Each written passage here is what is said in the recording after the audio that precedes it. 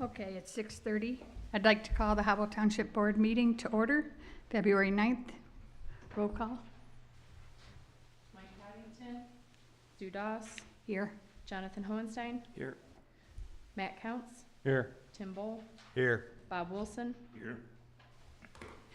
Would you please join me in the Pledge of Allegiance?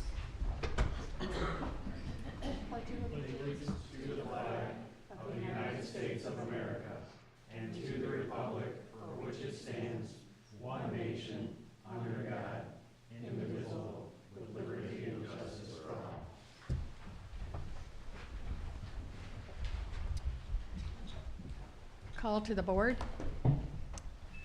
I do have one request for the agenda, which is to move item 7A, the Thule Road Park Plan, until after 8G, because Brent's discussion on 8G really affects 7A. Okay, and would we like to turn the meeting over to someone else if they're interested? I am willing to take a shot at it if my colleagues here will give me a hand at it when I'm doing it. I don't need that. You're a rowdy bunch. If it's all the same, I would like to leave that seat for Mike empty tonight as a show of respect if we could, if everyone's okay with that. So, do you need a motion on that one, John? Let's do one just to keep it clean. So Okay. move to have Tim Bull act as, is it chairman? Chair. Chair, yeah. Pro tem. Support. All in favor? Aye. All opposed? Motion passes. Moving on to the approval of the agenda and the change that Jonathan mentioned. Any objections? I don't think you need a motion for that one, do you? Move to accept the agenda as amended. Support. Moved and support. Any discussion, further discussion? All in favor of approval of the agenda as amended? Aye. Moving on to approval of the minutes. Does anyone have any comments on the minutes from the meeting on January 12th? Move to accept the minutes from January 12th as presented. Support. So we have a motion and supported. Any discussion? Motion to approve the minutes as presented? Aye. Aye. Aye, motion passes. Moving on to number 6 on the agenda, which is our first call to the public. Is there anyone that would like to come up and address the board?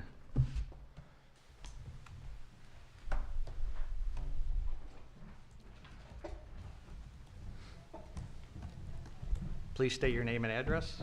Dan Benalla, 3531 Warner Road.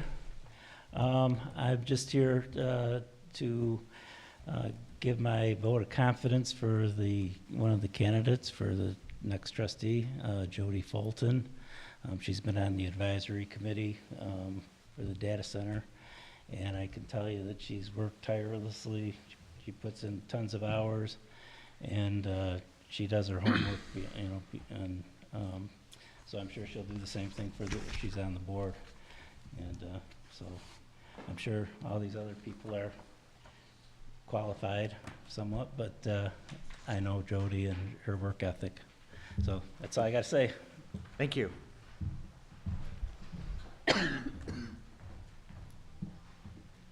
Hello.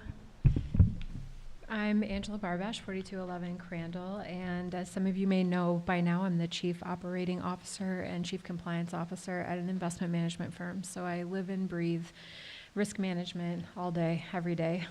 I spoke at the last Planning Commission meeting about concentration risk and how depending too heavily on data centers for our tax base is like putting too much of your retirement savings into a single stock. Tonight I want to address another risk, obsolescence. 10 days ago, SpaceX filed an application with the FTC to launch a constellation of satellites for space-based compute power. They're planning to launch 1 million satellites with the first deployments beginning this year. And the market is now predicting that space-based computing power will be the cheapest source within 36 months.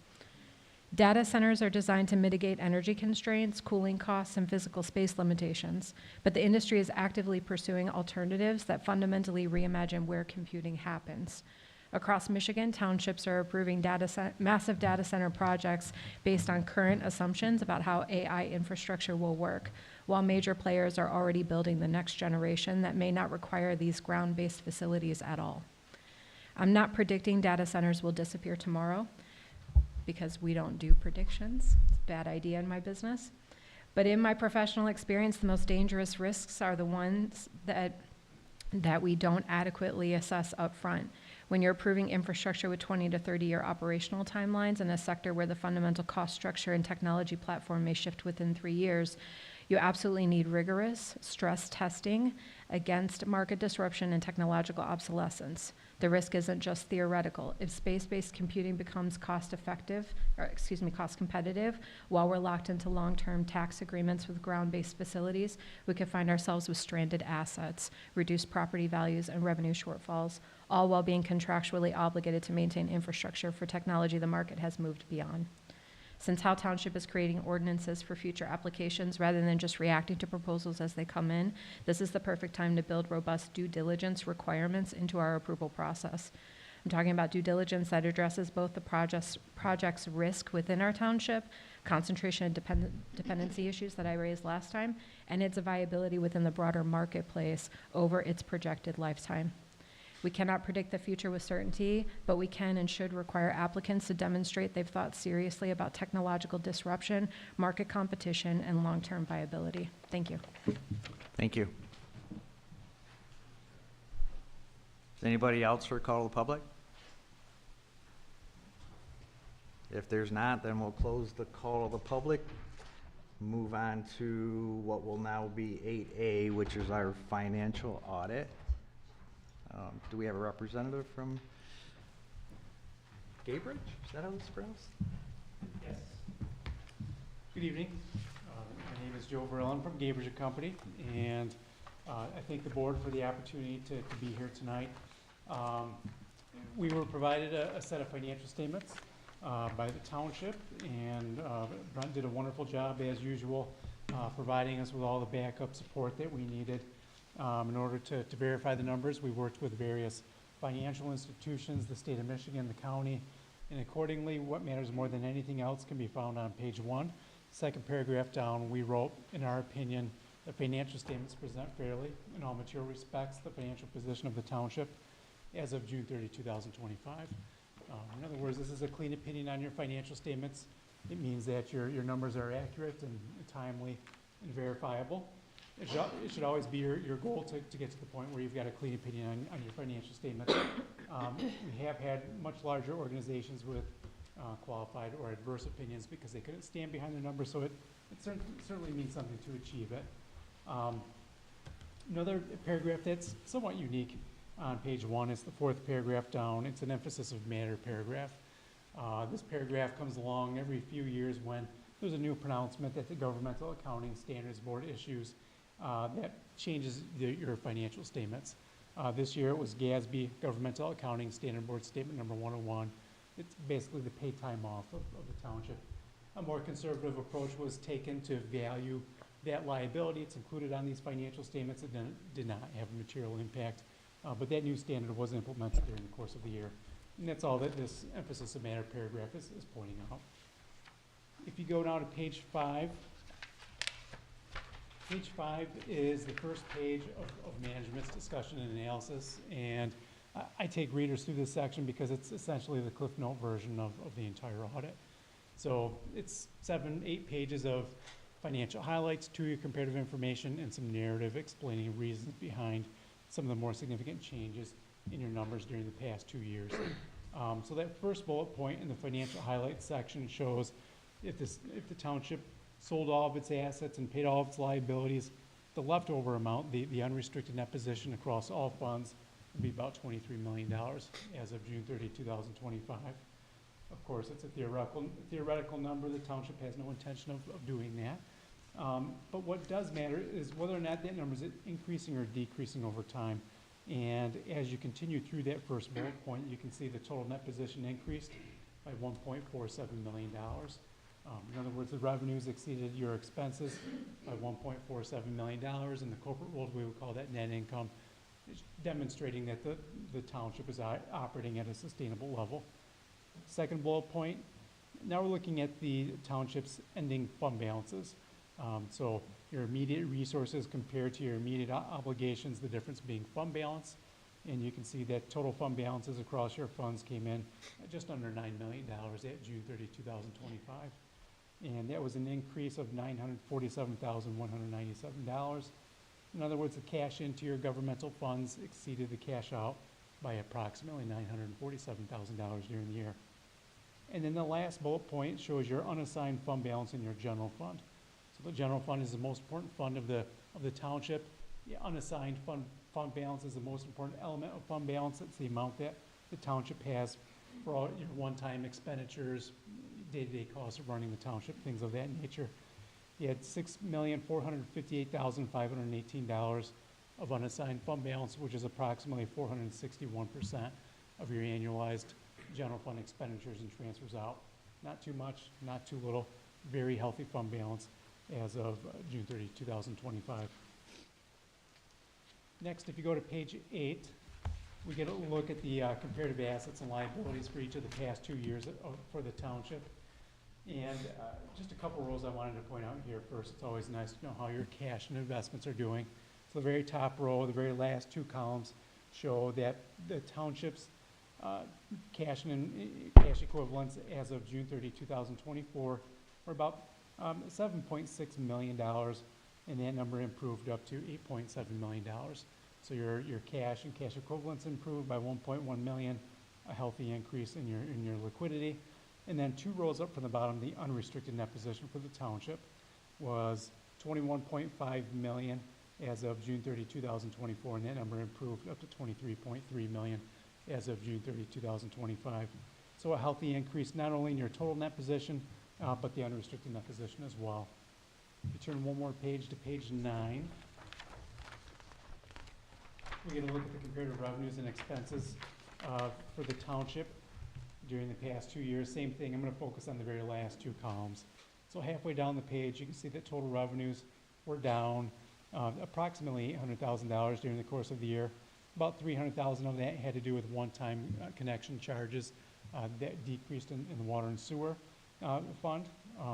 In addition to that, the change in joint venture decreased. So it was a positive $1 million in 2024 compared to $750,000 during 2025. So $250,000 decrease, $300,000 decrease. Those are the 2 primary reasons for the decrease in your total revenues. And then if you look 3 rows up from the bottom, the change in net position in 2024 was a positive $2.4 million. So your revenues exceeded your expenses in fiscal 24. That compares to a positive $1.5 million during fiscal 25. So back-to-back years, positive changes in your total net position. Your revenues are exceeding your expenses, so certainly a good sign.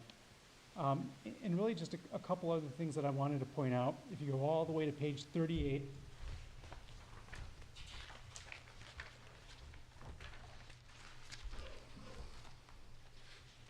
'38, '39, and 40. These 3 pages show your budget and actual results during the course of the year. And I just wanted to point out that the township, all of your departments, your approved expenditures came in at or below the amount that was approved in your final amended budget. So everything was compliant on the budget side. Most of our clients have a few departments that go over budget. You guys are clean across the board. So very clean with regard to how well you guys are reviewing and keeping your finger on the pulse of the township's finances during the course of the year. And really, the only other thing that I wanted to point out is the absence of, if you go to the last 3 pages of the report, it's called the letter to governance. In this letter, we have just a standard language that needs to be communicated to the governing body of our clients. If we don't render an opinion on the township's internal controls, but we do look at your controls, and we we use them to plan and perform the audit. If we didn't think that control was properly designed, or maybe there was a well-designed control that wasn't effectively operating, we would include that as a finding in this section of the report. And I'm happy to report that there are no such findings. No significant deficiencies, no material weaknesses. Nowhere in there does it say the township's doing a great job, but you guys didn't have any findings, and that's as good as we can do as your auditor. So just a clean audit all the way around, clean opinion on your financial statements, improving financial position, and clean report on internal control. Those are the highlights that I've got, but I'm certainly happy to take any other questions the board might have. Does anyone have any questions? I read through the whole thing, and you pretty much answered all my questions, and it sounds really positive. I mean, Sure. It's written in your language, but for a layman's term, because you do these for a lot of different townships, would you say we're one of the better ones? You guys are certainly healthy when compared to other townships.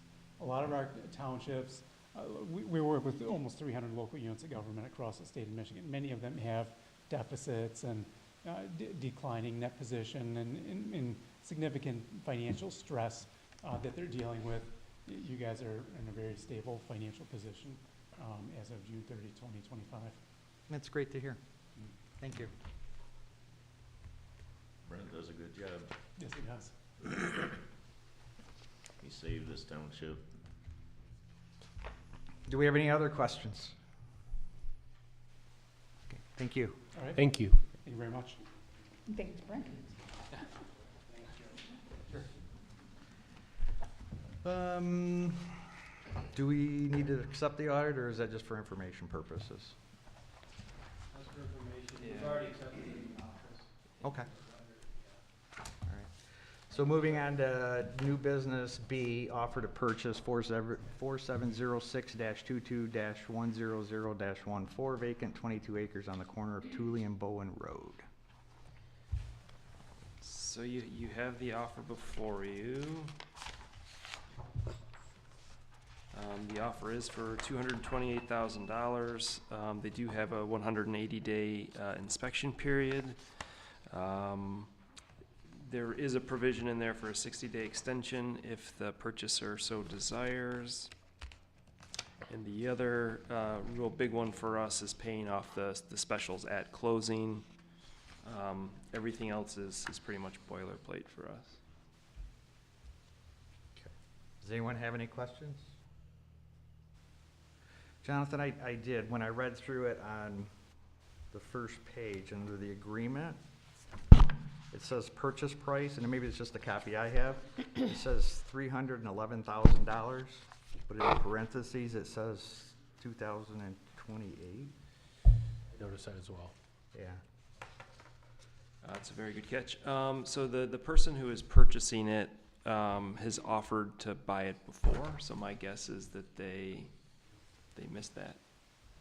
And then moving down into the second deposit paragraph 2, it says $24,000, but in parentheses it says 21. And is the purchase price is how much total? 228. 228.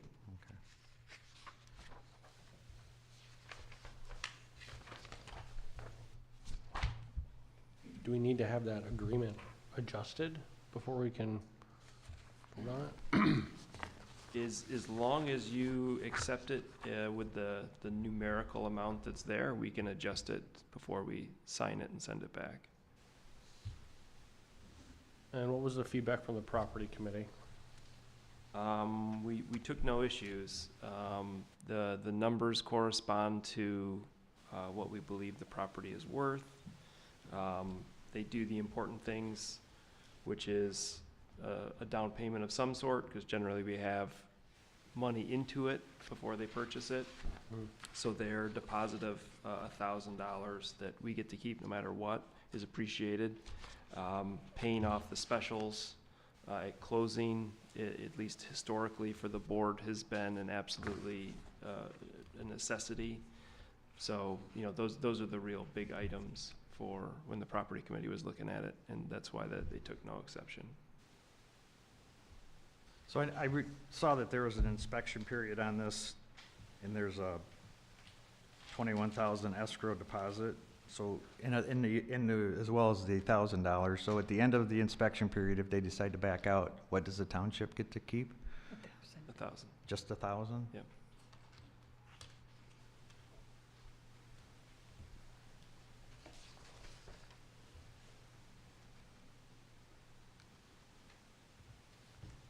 And this was in the realm of the purchase price that we were asking as the offer with the property committee? We were offering, I don't know if I brought it with me. I believe we were asking, I think it was like 400,000 for it. The numbers come from what we have into it, not necessarily what it's worth. And so that's where, when we were looking at their offer versus what property is going for, what we've gotten historically for our property, it fell within the realm of what it appears the property is worth. So in the property committee, it's a fair offer? Yeah. Okay. It's 415,140, looking at it.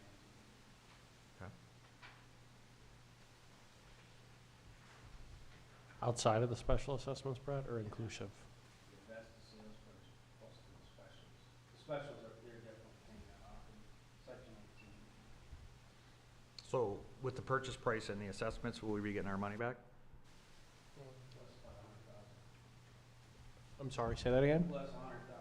Their offer is 322, No, 228. 228. We have 415. Since we're short. About 200,000, right? 180,000. How long's it been for sale? Do we know? Without going back and looking, I couldn't give you an exact date. Yeah, it's been a long time. Like 2012, wasn't it? But it pays off all the special assessments, It does pay off the specials. which we would end up, pretty soon, we're gonna end up paying for the paying I those. mean, the other thing is, we have 2 left. for sale. This is mile. Yep. This is all land that was acquired with the sewer tap crap. Through the, yeah. through the Stolen scavenger land. sale.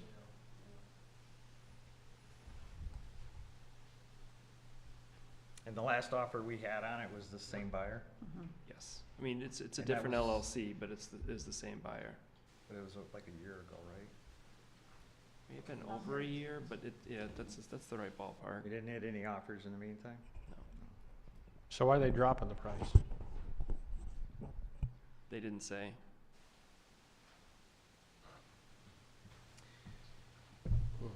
And this seller backed out last time, after their He did. inspection period. That's why. That's why. That's why. Does this border the river? They figured out, they found something that makes them feel like it's not worth what the price was that they positioned last time.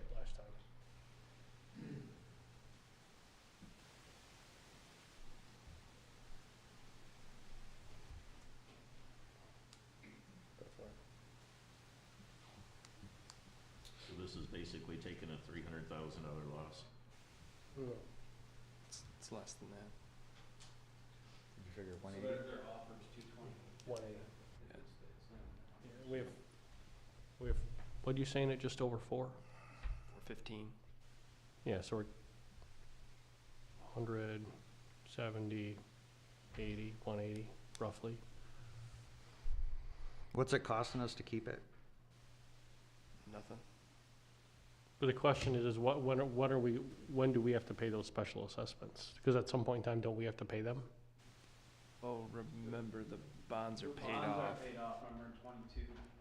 I'll go through all that at the end, but yeah, these bonds are paid. So our holding cost is, I mean, if you want to look at it that way, it's the opportunity cost, it's not being developed. There's no taxes. So it costs us nothing to hold it. And what comprises the 415 that we have into it again? That is, the scavenger sale price that we purchased it for.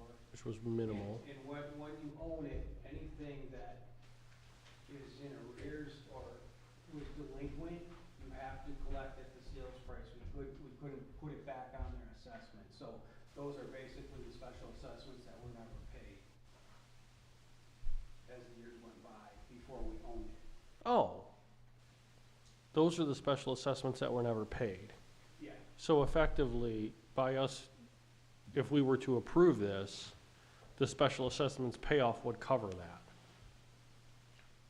Well, the specials that they're going to pay with this deal is those that were going forward from when we owned it. Basically, the assessment schedule was frozen once we owned it. So you're telling me the special assessments on 22 acres was $800 and some thousand? For 114 REUs. It's pretty dense. Yep. That was part of a huge project that was, all that Thule Road property that we now own, and the 33 acres on Bowen, all of that was one huge development, and I believe all the multifamily was on this property, and that's why there's 114 REUs on it. The real issue is, and I think it's why it's said, so I'm not saying that we have to say yes, but the issue is that, yes, it has cost the township $415,000. Yeah, that's sunk though. And, but you'll never, well, I'm not saying you'll never sell it for that. You'd have to wait until the market supports that value. So we've always asked, we're just trying to make the township whole. And, you know, again, this is almost $200,000 short, you know, so it won't make the township whole. But, I mean, based on getting no offers and getting this offer, it seems like it would be a while before it would be worth what the township has into it. Yeah. Are these 114 RUs with that property forever, or could somebody buy it and have one? So the RUs remain with the property. You could, if somebody was really rich and they loved it and they want to pay $800,000 for that, $415 purchase price, $400 special assessment, and build one house, they can do that. They don't have to use the RUs, Do but I have to pay on them every year to have them? no, because they're paying them off at closing. We insist on it. That's why the special assessment price is so high, because they're paying everything off. Yeah, the amortization's almost done. We're at the end of these schedules, and we found out from bond council, you can't extend those. Those were written in stone when the districts went in. We've had developers ask if they can extend it another 20 years, and the risk is that if you say yes and they stop paying, you have no recourse to get that money back. So basically the answer was, you can't do it. Those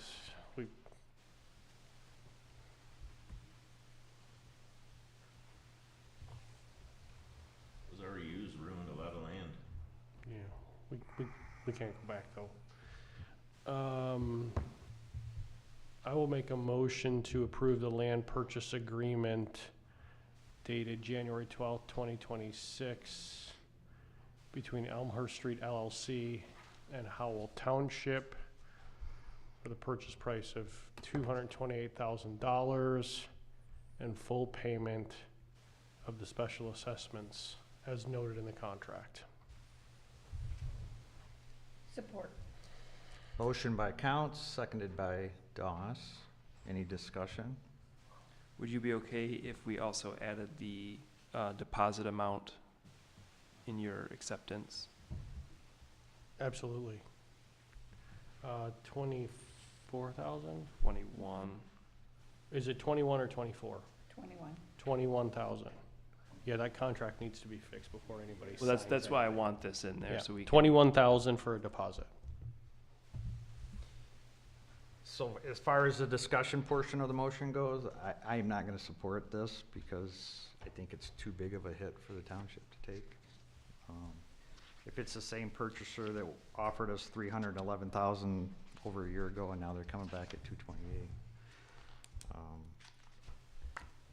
That'll be my reason for voting no. Any other discussion? Yeah, I believe Joe was still zoning administrator, so that would have been over 2 years ago that it happened. Was it? Mhm. Okay. Yeah. All right. Yeah, I'll opine on that, Tim. So I remember when we were going through tech sales and trying to buy property so that it didn't continue to hit us from a chargeback perspective. And so for those of you that don't know, or who weren't around, right, chargebacks, basically at a point in time when we were not able to pay our own sewer and water debt, the county would do it for us, and then they would charge us interest. And those payments became significant. And so what we tried to do was purchase land so that we could do what we're doing here today and sell it back to people at somewhat reasonable prices and not have to pay those fees to the county. I understand that there's hesitation because what we quote-unquote have into it from a special assessment standpoint. Unfortunately, those decisions were made a long time ago by board members who are no longer here, and we have to move on as far as what we have, the cards we have dealt today. I would like to see the property developed so that it can be utilized, and we can take advantage of it in that fashion. I think the purchaser probably identified something that they think is reason to lower the purchase price. So that's why I'm in favor of it. Thank you. Any other comments? All in favor? Aye. All opposed? Aye. Opposed. Motion passes.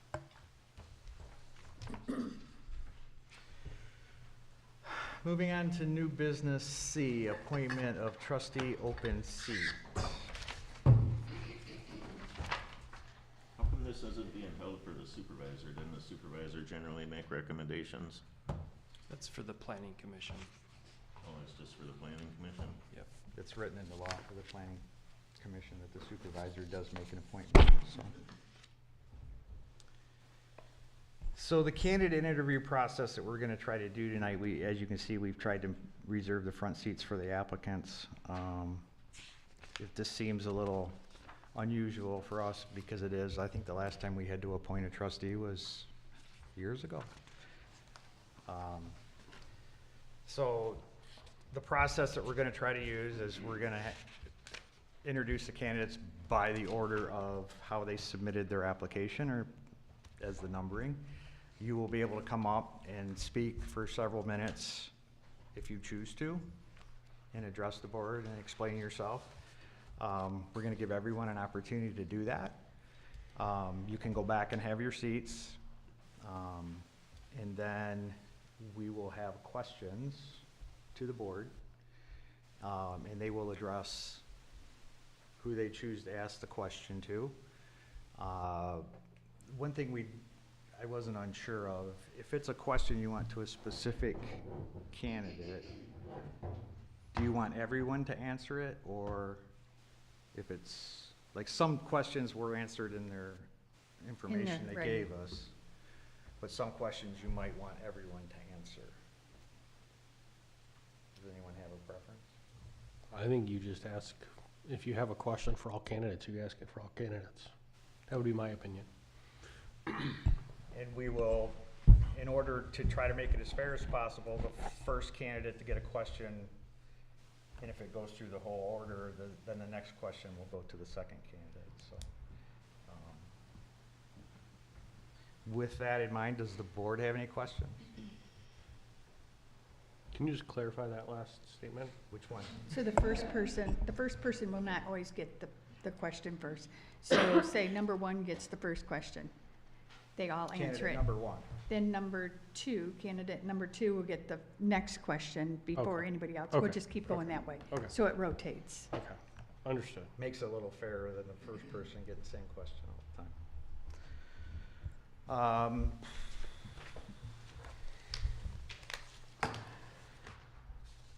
With that in mind, the first application that I had, I believe, was Jim McAvoy. Is Jim here tonight?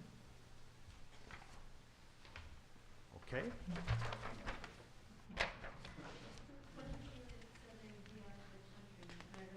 We haven't gotten to that one yet.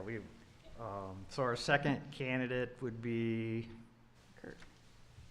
Mr. Hamilton. Would you like to step up and? Good evening.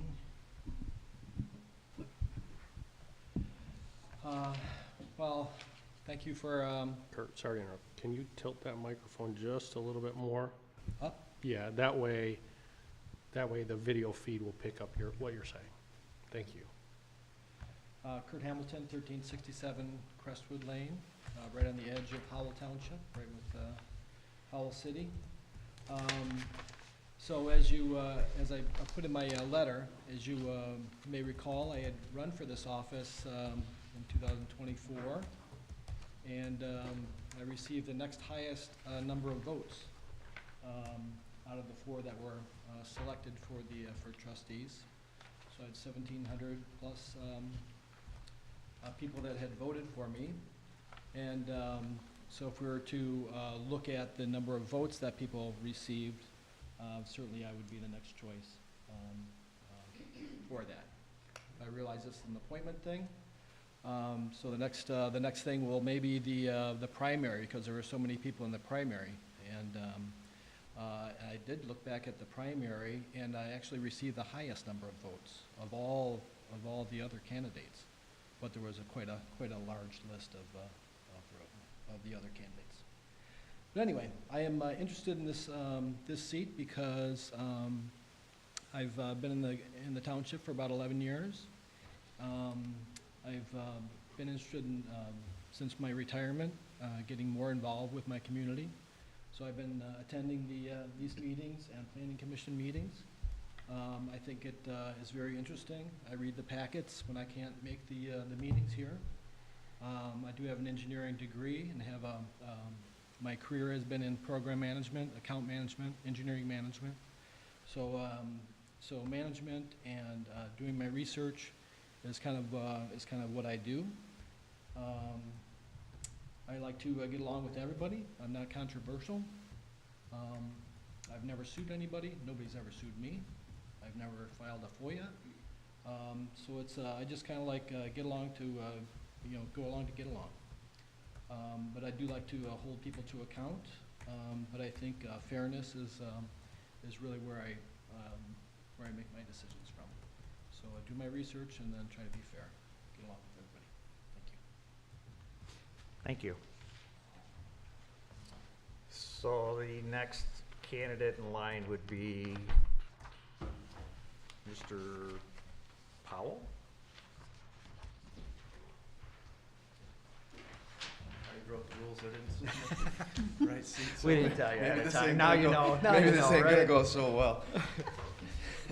Lance Powell, 5366 Fleming Road, Howell Township. Been in Howell Township for 9 years now, currently, and have been employed with the Michigan State Police for 21 years in June. So I have dealt with the public in all different kind of fashions, ways, good, bad, ugly. Enjoy dealing with people, obviously. I've done 21 years, I'm 43 years old, so half my life has been dealing with the public. So as I've started attending these meetings, I think my inner grandfather, who passed away, was always sat on the Durand Area School Board for 40 plus years. I saw the thing and sent my email in, so here I am. Thank you. Thank you. So the next candidate in line would be Jeff Smith, which I believe he said he was going to be out of town, so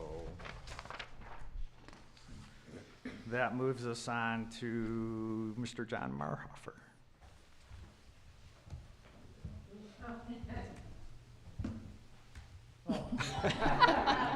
I am that. Yes. John Marhofer, 3363 Byron Road. Been a resident of Howell Township now for 8 years, Howell City before that, and Livingston County my entire life.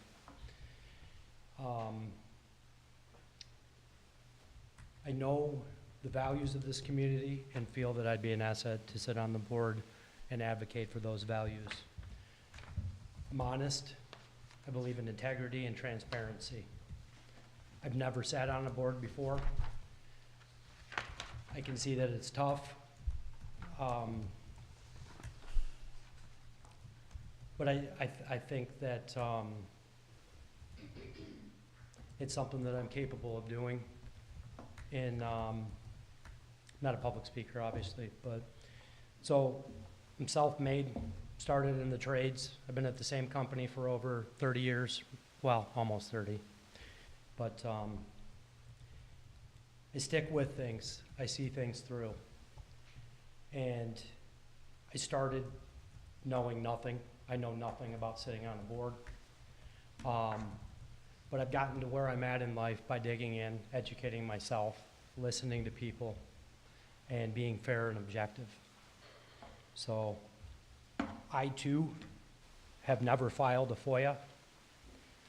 I have not really involved myself in politics and, you know, in a local level my entire life, but I feel compelled to do so now. I look forward to sitting and working with you on the board, whether it's now or in August. Thank you. Thank you. I have a specific question for Mr. Marhofer. Can you wait until he sits and we can do them all at one time? But go ahead. You said you feel compelled now to serve. What's compelling you to serve? All the hoopla in the last few months. So obviously it's the data center. I'm not a single issue voter. I see both sides of that issue and would love to engage on both sides. So, Thank you. Yep, thank you. The next candidate in line would be Ms. Laura Wilkerson? Is that I'm pronouncing that right? Okay, thank you. Good evening. My name is Laura Wilkerson. I live at 728 East Mar. I've been a resident of Howell Township since 2004 and lived in the Brighton-Howell area my entire life. This is home for me.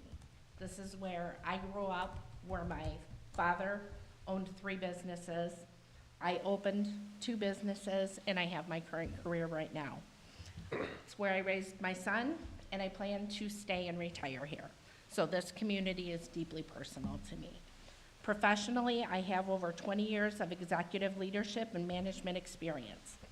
I am seeking the trustee appointment because I care about fiscal responsibility, long-term planning, and making sure township services are delivered to residents and businesses alike. I have already filed to run in the next election cycle, which demonstrates my commitment to serving the residents of this community both now and in the future. I want to be very clear that I'm only seeking this trustee appointment. I'm not pursuing any other positions or appointments. My sole interest is serving Howell Township, treating everyone respectfully, and contributing positively to this board. Thank you for the opportunity to introduce myself and for your consideration. Thank you. And I believe our last candidate would be Jody Fulton. Hi, everybody. I'm Jody Fulton. I live at 3528 Warner Road. As you probably read in my email, I have lived in Howell my entire life. I was born at McPherson Hospital back when you could still have babies there. And I've resided in Howell Township twice in my life. When I was reflecting back, I lived with my parents in Rolling Oak subdivision. So for 5 years, I lived with my parents there, and I'm coming up on my 10-year anniversary in my house where I'm at right now. I submitted my name for interim trustee because I care about this community. And I wasn't sure if we would have any solid candidate options, if any at all. Luckily, that was not the case. It appears that we have some really good candidates, and as a result, I'm confident that this board will make a great choice, whomever that will be. As you know, I kept my email submission very short and to the point. It's kind of my style. Initially, after seeing the other submissions, I considered maybe that was a misstep. However, I feel that most of you have gotten to know me, and you have seen my dedication and level of professionalism. So I ask, while you are considering if I am the right fit or not, that you will allow my involvement and my actions to speak louder to you than my words. Thank you. Thank you. So at this point, just to clarify, Stu, I guess you would be the person I would ask. Have we verified that all the applicants are qualified electors for the township? That's already been done? So that's a question we don't need to ask. Okay, good. I think at this point, if the board has questions, I hope we do. Anybody want to go first? Maybe, since I asked Mr. Marhoff the question, maybe the other candidates can answer that question. Have at it. You started with Mr. Marhofer. Who would you like to ask now? Maybe the other candidates could answer what the reasoning and their desire to serve is. Who do you want? Who do you want to start with? Pick one. We'll start at the top. Mr. Hamilton. If you choose. It'd be easier to hear you from the They can hear it microphone, online. obviously. So I've been interested in this spot for a couple years now. As I said, I had run, so this is not a new thing. Obviously, the data center thing is a hot topic. I'm one of those that fit into the category of there's a lot of information that needs to come in from both sides, and I think personally, I think well, we don't need to get into all the specifics. So why I'm running is I've just been interested, and I'm involved with other things like the Sierra Club, and as you know, I'm on the River Committee that's been kind of stalled because of all the, really because the EPA and Eagle have kind of pulled back their reins a little bit. So that whole River Committee has been a bit like pushing on a rope to get answers out. So, but I do hope to get going on that River Committee, no matter what happens with this spot. Thank you. Thank you.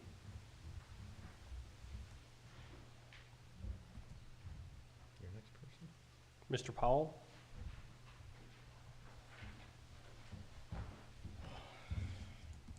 Why do I want to be here on this panel? This is the question, right? Yep. So, as I said, numerous meetings and watching you all take a lot of heat, it kind of brought my attention to why are you having to deal with all of it, right? And it kind of took me back to my days of a police officer. I get it a lot, right? And I felt very sorry for you all. I did. But the biggest thing is I am a positive person for the community, and I think that can be an asset to this township board. Thank you.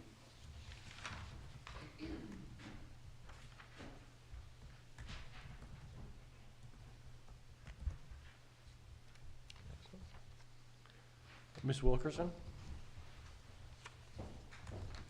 Again, I'll say it's because Howell Township is my home. And my son is going off to college, so I'm gonna have a little bit of free time. So, you know, my life circumstances have changed a little bit. He's going to college. He does plan on coming back to the township when he's done. So I just want to make it a better place, really, for all of us here now and for our future. And I just want to, I have the financial oversight and the leadership ability, proven track record, that I think I would be an asset to the board. Thank you. Ms. Fulton? So I got involved with the township recently. I was appointed as co-chair of our resident research committee, working with the planning commission for a data center ordinance and hopefully cryptocurrency ordinances to come next. I've just found that I really like being involved. I love this community, I love my neighbors, and I feel like I could be involved to another degree sitting on the board, and I think that I would be an asset. Thank you. Thank you.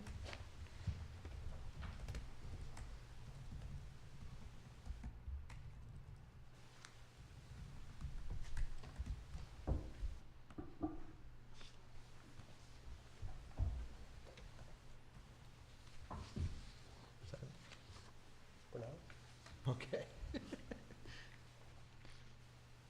I have a bunch of questions, but if somebody else wants to go first, that's totally fine. We could do them all, so, however you wanna do it.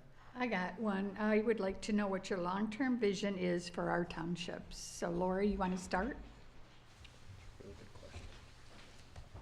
Okay, I think looking at the township long-term, we're seeing, obviously growing up here, we've seen some changes already, and I think that's gonna continue to happen. I think the people before us have created a place where people wanna come, they wanna raise their families, they wanna retire, so we have a lot of different, people in different stages of life here. So I think going forward, we need to take that into, consideration as we're moving and growing. We don't want to grow too fast. The township itself has become more fiscally responsible, and that is a really great thing, and I want to keep us on track with that and make sure we don't grow too fast, but we're still growing and keeping pace for the future. John? Do you want to answer that one? Or, I mean,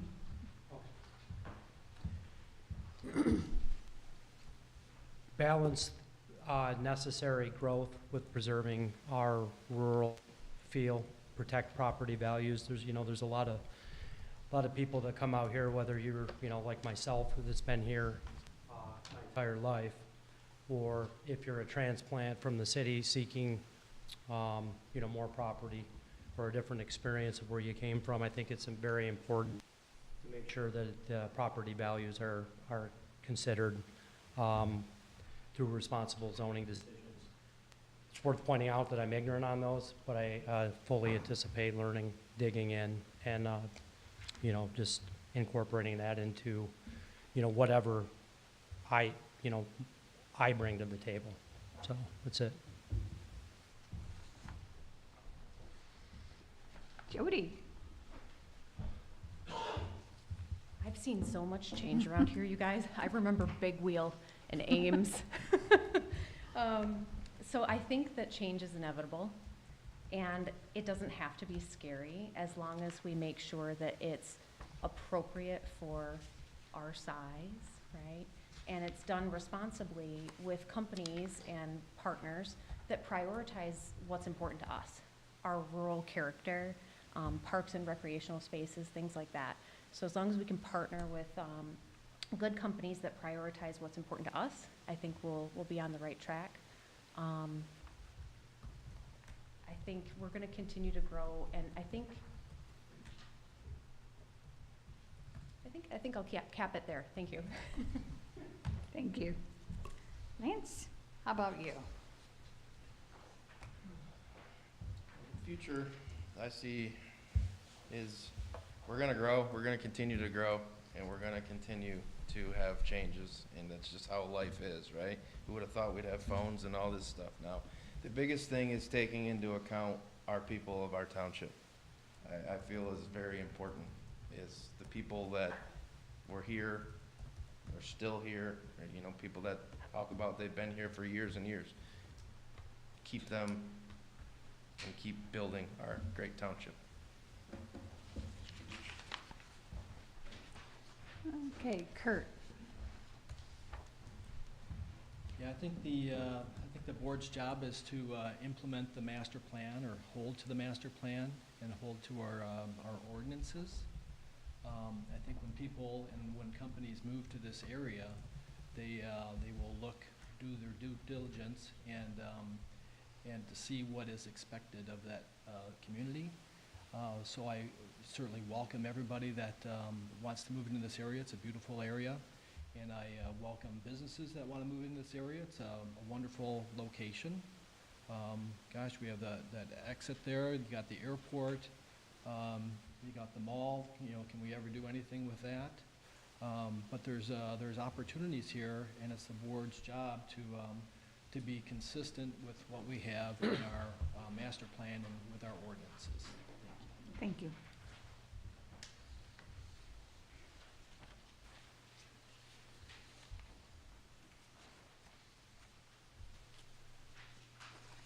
Got anything? turn. So I do have a question for everyone. You don't have to get up for me. Do you intend to run for the seat? Mr. Powell? I'm learning, I might maybe. Maybe. I do intend to and have registered. Okay. Kurt? I do. Is that everybody? Yep. Did I miss somebody? Okay.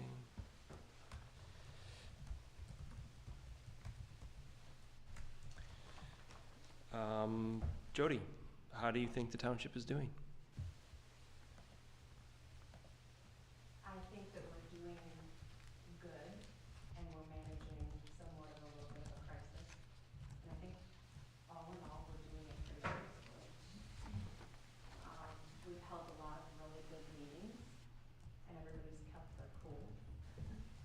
We came out of it with a group of residents working directly with our planning commission to address what we feel is like the issue, the elephant in the room, which is no ordinance around a day's end.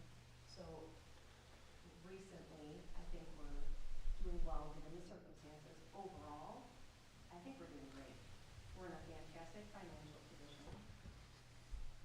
And from what I have looked back at, that wasn't always the case, pretty far from it. So I think that's kudos to the existing board and all the hard work that's been done.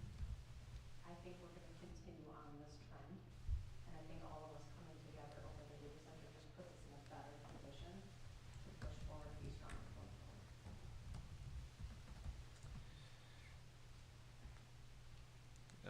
Lance, when you think of the township, do you think of it positively, negatively? Do you think people look at us in the same way that you look at it as a resident of Howell Township?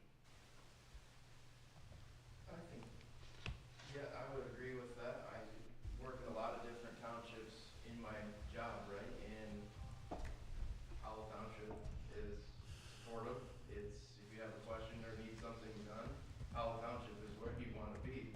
So in that standpoint, 100, I agree with what you just said. John, when you think of the township and you think about you've lived in the county for a long time, do you think that we're right where we need to be, or do you think there are things that we need to improve on? Personally, I think we're right where we need to be. I mean, it's a great area. I couldn't move down the road fast enough. And, I mean, the financial audit has approved. I think we're in really, really good standing, and I look forward to continuing on the vision. Kurt, as board members, we sit on other committees. I know you're on the Shiawassee River Committee. Do you have interest in any of the other committee assignments that board members have? Yeah, I really haven't thought of that yet. I had thought about the planning committee, so that was one I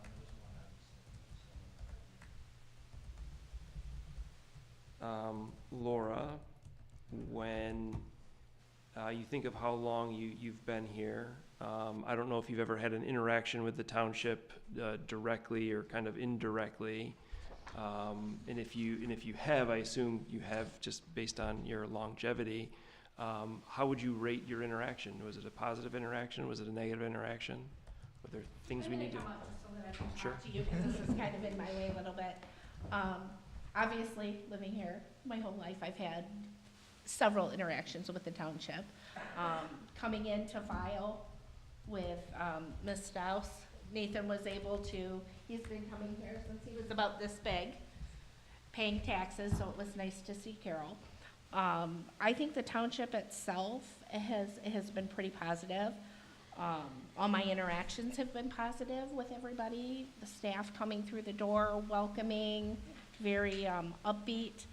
I think the staff, looking at you, the board as a whole, you guys have had some challenges, and I've really watched how you've all handled them.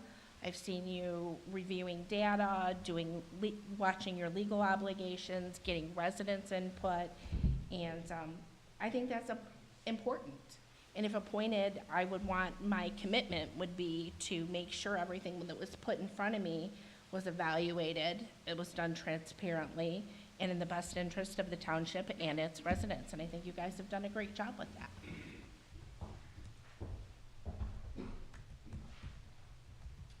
So my last question is for all of you, and it's that at every board meeting, you have to analyze what's in front of you, think through the problem, come to a conclusion, make a decision, and put your opinion on the record. Are you all willing to do that, knowing that there are going to be people that disagree with you? There are going to be people that disagree with you severely. Maybe you'll even make Bob's sign that he puts in the back of his truck. So I want to know if all of you are willing to do that. Yes. Yeah, been doing it for 21 years. I've had a lot of foils against me. I think that's part of being a good leader. You have to stand up for what you believe in and what you think is best. Absolutely. You guys have shown us the way of what we need to do. You too? Yes. Absolutely. I think if anybody were to ever come and ask me, and I had the opportunity to explain to them why I made the decision I made, I think that I could diffuse a upset situation. Absolutely. Okay. That's all the questions I had. Bob, do you have any? No. I have, I'll start with one, and it's for everybody. Do you have any experience serving on boards or familiarity with Robert's Rules of Orders? John, we'll start with you. No. No? Jody? No. Lance? Kurt? Yes. Yes. Laura? Yes, I served for 3 years in Howell Public Schools on the PTO, and we did Robert's Rules. Okay. Thank you.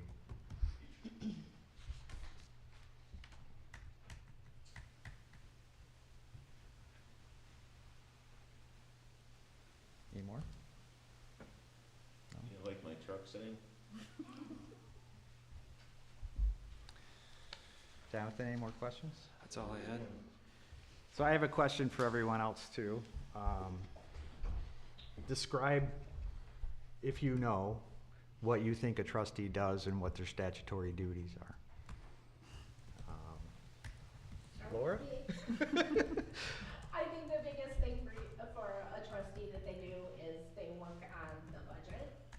They're overseeing the township, how the township goes. They're watching over the budget. They're looking over policies. Making sure everything checks and balances. Obviously, there's things that are gonna be in and out.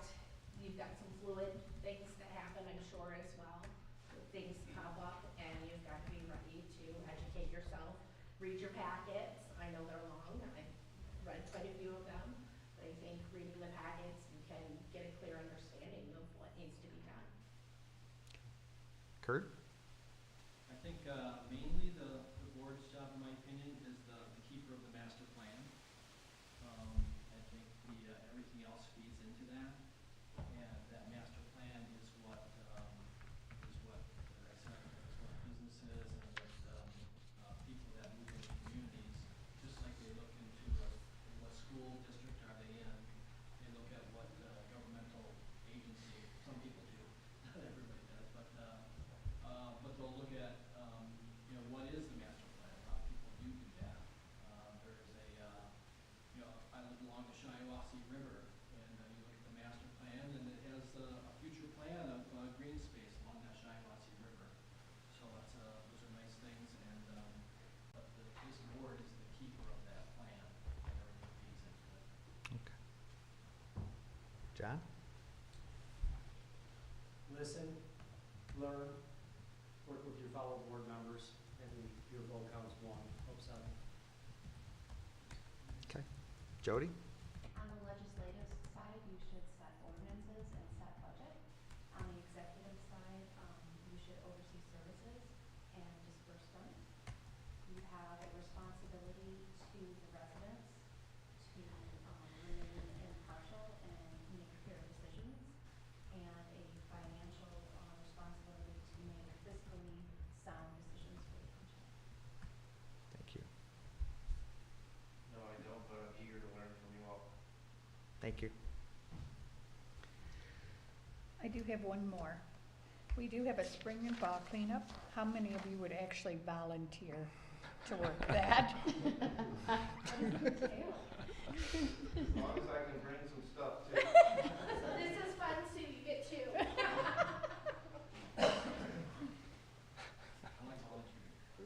it's manual labor, I'm in. I've calluses, I'm good.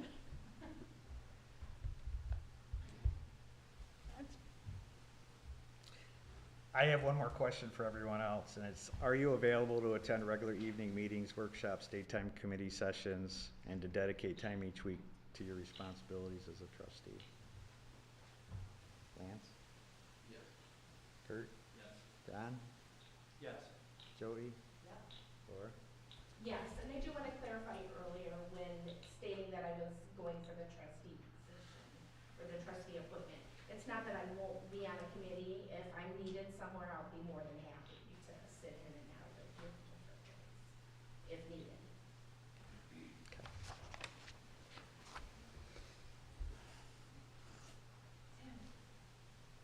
Can we ask any questions? I think at the time it's up to the board. Brent, do you have any? No, you guys asked Yes, everything please. that I was going to. Okay. That last one helped, because it is more than just coming to the meeting, right? It's, you're gonna be asked, sometimes there's a special meeting that something needs to be done, and making it a point to be able to be available is important.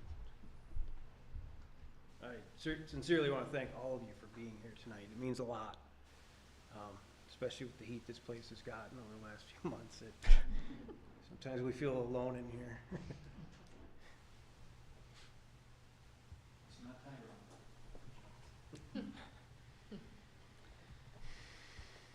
So if we have no more questions from the board, I wish we could, Angela, but, I think we'll close that session, and if there's any conversation on the board that we would like to have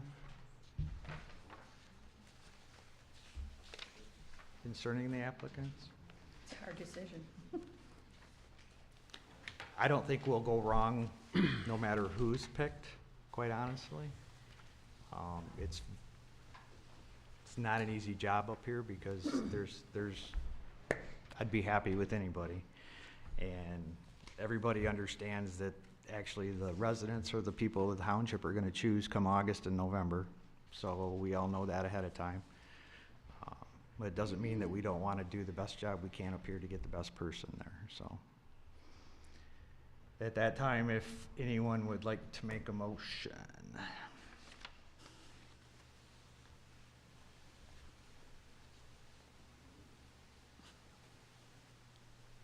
If no one will, I would make a motion to appoint Jody Fulton.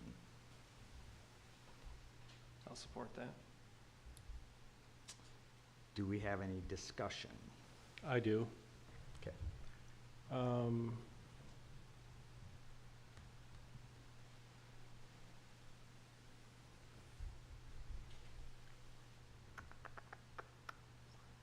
I appreciate Ms. Fulton's involvement with the data center subcommittee.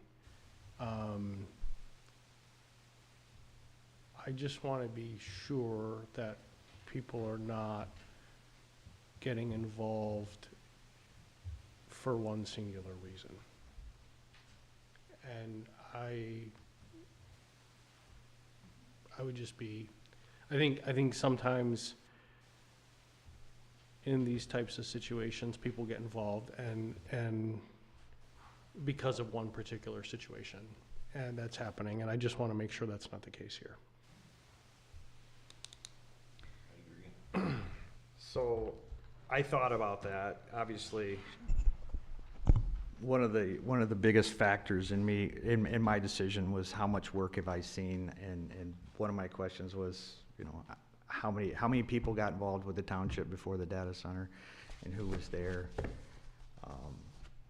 The very first time I met Jody, and I'll share this, she was directed to me at the American Legion on a data center issue. And she came up to me and she said, I have this information and I just want the township to have it. I don't want to be part of a group. And it was good information. I think we've seen her work at the data center, or not the data center, the research committee. It's thorough. She's dedicated tons of time. And that's kind of what pushes me over the edge over the other applicants, because like I said, I would be happy with anybody, but that's what brought me here. So, if Jody is approved, do we need to dissolve the data center committee? 'Cause I would say yes, because that leaves one resident from the township, which would be Dan. Our other resident is not even a resident of Howell Township. She's of Cohocton Township. Okay. So I think at that point, the committee should be dissolved. I can handle it on my own. Good job, Dan. Video one. I'll join you, Dan. So is it possible with the committee that we could backfill it with other residents that may be interested in it? Yes. I would really like to keep the committee. It's something that me and Mike spoke about, that it's good to have an opportunity for for residents to be involved. And then we can actually see how they are before we maybe appoint them to the planning commission, the ZBA, or the township board. It actually gives us an opportunity to work with them ahead of time. So, I think, so I don't know if we're talking now about the subcommittee or we're talking about appointing a trustee. we should stay on task. I completely, I do want to have that conversation. I don't know, Ms. Fulton, are you available for comment, right? I mean, I think you've said some wonderful things, right, as far as. Well, I just want to tell you all that the work with the ordinance, to me, is so important. Right. I know that we had a similar situation when the committee was first formed, where we had Bob sitting as chair, and when I talked with Mike Coddington about it, he said Bob can still be on the committee, he just can't be chair because he can't present to a board that he sits on. So I guess my question for further clarification would be, is there a way for me to stay involved with the committee but not be chair, so I wouldn't be presenting? We already have 2 board members, don't we? Bob and Tim? And then Brent is also. Yeah. So I would say no. That wouldn't be a possibility, okay. I'm sorry, I was just kind of wanted to bring this back. My question or my concern, my question to you, that's okay. My question to you is this a singular issue for you? No. Okay. No, it's not. Because you brought up the ordinances again. Yeah, I think that the thing that I want all the applicants to understand is there's a piece of this that's ordinances, and you have to understand from a planning perspective. There's a piece of this that's master planning that you have to understand from a larger landscape vision perspective. There's a piece of this that is just engagement with the community. As Jonathan had said, you've got to take a lot of heat. You might end up on a sign on the back of Bob's truck. You might end up on Facebook, whatever. Sitting in one of these chairs, the township trustee is a multifaceted role. And that's the only thing I just wanted to get clarification on. Yeah, no, I can appreciate that for sure. I think a lot of people initially come out of the woodworks when big things happen, or maybe something like they come to the board and they don't get a decision they like, and that might push them to get involved. The big topic certainly got me involved in the committee, but as I've been doing this work, I've just found that I enjoy it, and I feel that I would be an asset just from the standpoint of being able to see all perspectives, right? And that's what I'm trying to do with the committee, is I'm trying to facilitate compromise, right? We have to allow in a use that a lot of people don't want allowable, but I think we can do it in a way where it's not impactful. So that's what brought me to this, but getting involved in all of it, I'm like, gosh, I could be an asset in other ways too. So did it bring me out of the woodwork? Yes, absolutely. That's not why I'm continuing to stay engaged, and I think that I could be more impactful in other ways if I had a board seat. Thank you. Yeah. I find you more valuable on that committee, honestly. I do. I think the committee shouldn't be dissolved, and I think you're a perfect person for it, and I hate to see it be dissolved. I think that the committee status will be determined at a later Yeah. date. I think we need to stay on focus with, Thank you. with the nomination of the trustee. We're gonna bypass the committee right now. We're going back to the motion in front of the board. So is there any other discussion? We had a motion and a second. Could we get a voice vote or a roll call vote, please? Hohenstein, Yes. Wilson, Nope. Doss, Yes. Counts, Yes. Coddington, Bull. Yes. Motion passes. I would like to say Thank you. though, it's anybody's seat come November, I mean, if you're running. So, don't think it's over, guys. I hope the interest stays, right? I mean, so the people are gonna choose come August and November, and that's really what will count, so. So what do we do with the committee now? Is that gonna dissolve, or are you gonna try and get somebody else? I really hate to see it dissolve. I think we should wait and put it on the agenda for another meeting. Yeah. I would be in support of that. You okay with that, Bob? As long as we discuss it, it's not being disbanded at this time, so it's So as just, long as you let me put my thing on the agenda next month for, I know we're getting off track, but the community involvement website. So okay. I see we were supposed to have some little spot here where we bring stuff up, but it's still not here. Where trustees can actually have a say and bring things up. Remember we talked about that? That was last talked about Yeah. last meeting, but. There's a call to the board, agenda item 4. That's what we tried doing last time and it didn't work, remember? Moving on to new business 8D, which is resignation of Supervisor Mike Coddington. I'll make a motion to accept that. Support? Discussion? I personally appreciate the time that Mike put into this place. It's too bad he's going, but, you know, life happens. So I appreciate his years of service. I would second that. Mike certainly is, but when he sat on this board, he was a tremendous leader and somebody that you could rely on and somebody that led us through some very difficult times.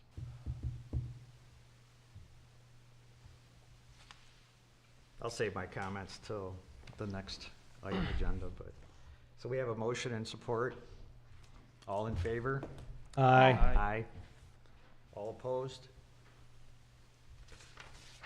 Moving on to 8E, resolution recognition of Mike Coddington. I'm sorry, Tanya, you said it was 261? So I will move to accept Resolution 0226261 in recognition of Mike Coddington as presented. Support. We have a motion and support. Is there any discussion? Are we He gonna, was the most corrupt person I've ever met. are we gonna read this? If you'd like to. Yeah, I'll read it. You want me to do it? Sure, all right. At a regular meeting of the Howell Township Board, County of Livingston, State of Michigan, held at the Howell Township Hall on the 9th day of February 2026 at 6:30 p.m. The following resolution was offered by Jonathan and supported by Tim Bull. Whereas Michael Coddington served as trustee for the township from December 2003 to November 2009 and as supervisor from November 2009 to January 2026. Whereas Michael Coddington served as supervisor from November 2009 to January 2026, and whereas Michael Coddington, by his many years of dedicated service to the township by serving on the Howell Area Fire Authority, Marion Howell Osceola Genoa Water Authority Board, Human Resources Committee, Financial Monitoring Committee, Election Committee, among others, and has earned the gratitude of the employees and citizens of Howell Township. Now therefore be it resolved that this township board, on behalf of its members, the officials, and the employees of Howell Township and the citizens of the community, do hereby express to Michael Coddington sincere and profound appreciation and thank you for his years of service, for his years of dedicated service as a Howell Township elected official. Be it further resolved that the Honorable Michael Coddington be presented this resolution and be spread upon the permanent record of the Township of Howell, attested by the Township Clerk. Thanks for reading.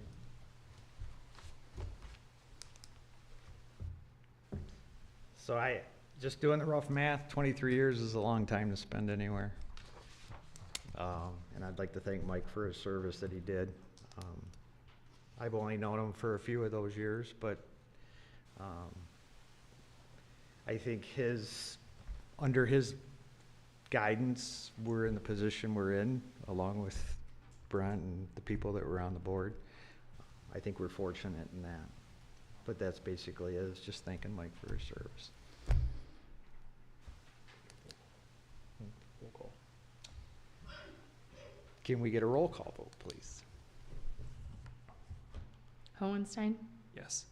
Bull, Yes. Doss, Yes. Wilson, Nope. Counts, Yes. Motion passes. Moving on to new business letter F, cleanup bid information for 5057 Warner Road. So you'll probably remember in your packets that you've seen that address on the violation list for a while. We have been working with Mr. Harder here on getting it cleaned up. Even through the court process, we were trying to continue to get it cleaned up. In the end, it still doesn't meet the ordinance in all the ways that it needs to. And so we did get a court order to allow the township to go onto Mr. Harder's property and get it cleaned up. The township has a policy in place that requires that we put it out to bid if it exceeds a certain dollar amount. I believe the number is $20,000. I don't know what it's going to cost to get this property cleaned up. So you have the information before you that we will put out to bid. This is your opportunity to change it, modify it. Mr. Harder's also here if you want to talk to him. Once we do put it out to bid, then the board will ultimately make the decision on how we get that cleaned up. Mr. Harder. Ladies, gentlemen, thank you. Well, I'm just here on my behalf to, I'm not really quite sure, just beg for more time. I'm so close. To pull the plug on what I'm doing now doesn't make a lot of sense. Obviously, my hindsight is 20/20, so I probably would have done some things a little different. But I can't change the past. I've been very diligently considering the weather, et cetera, trying to move forward with the project. I'm over $5,000 in between fines and court costs, which is quite not understandable. I'm going to have to clarify somehow with the people at the desk or whatever. But I've got a lot of money invested. I'm on Social Security, 67. I don't have a lot of steam, but I'm giving it all I got.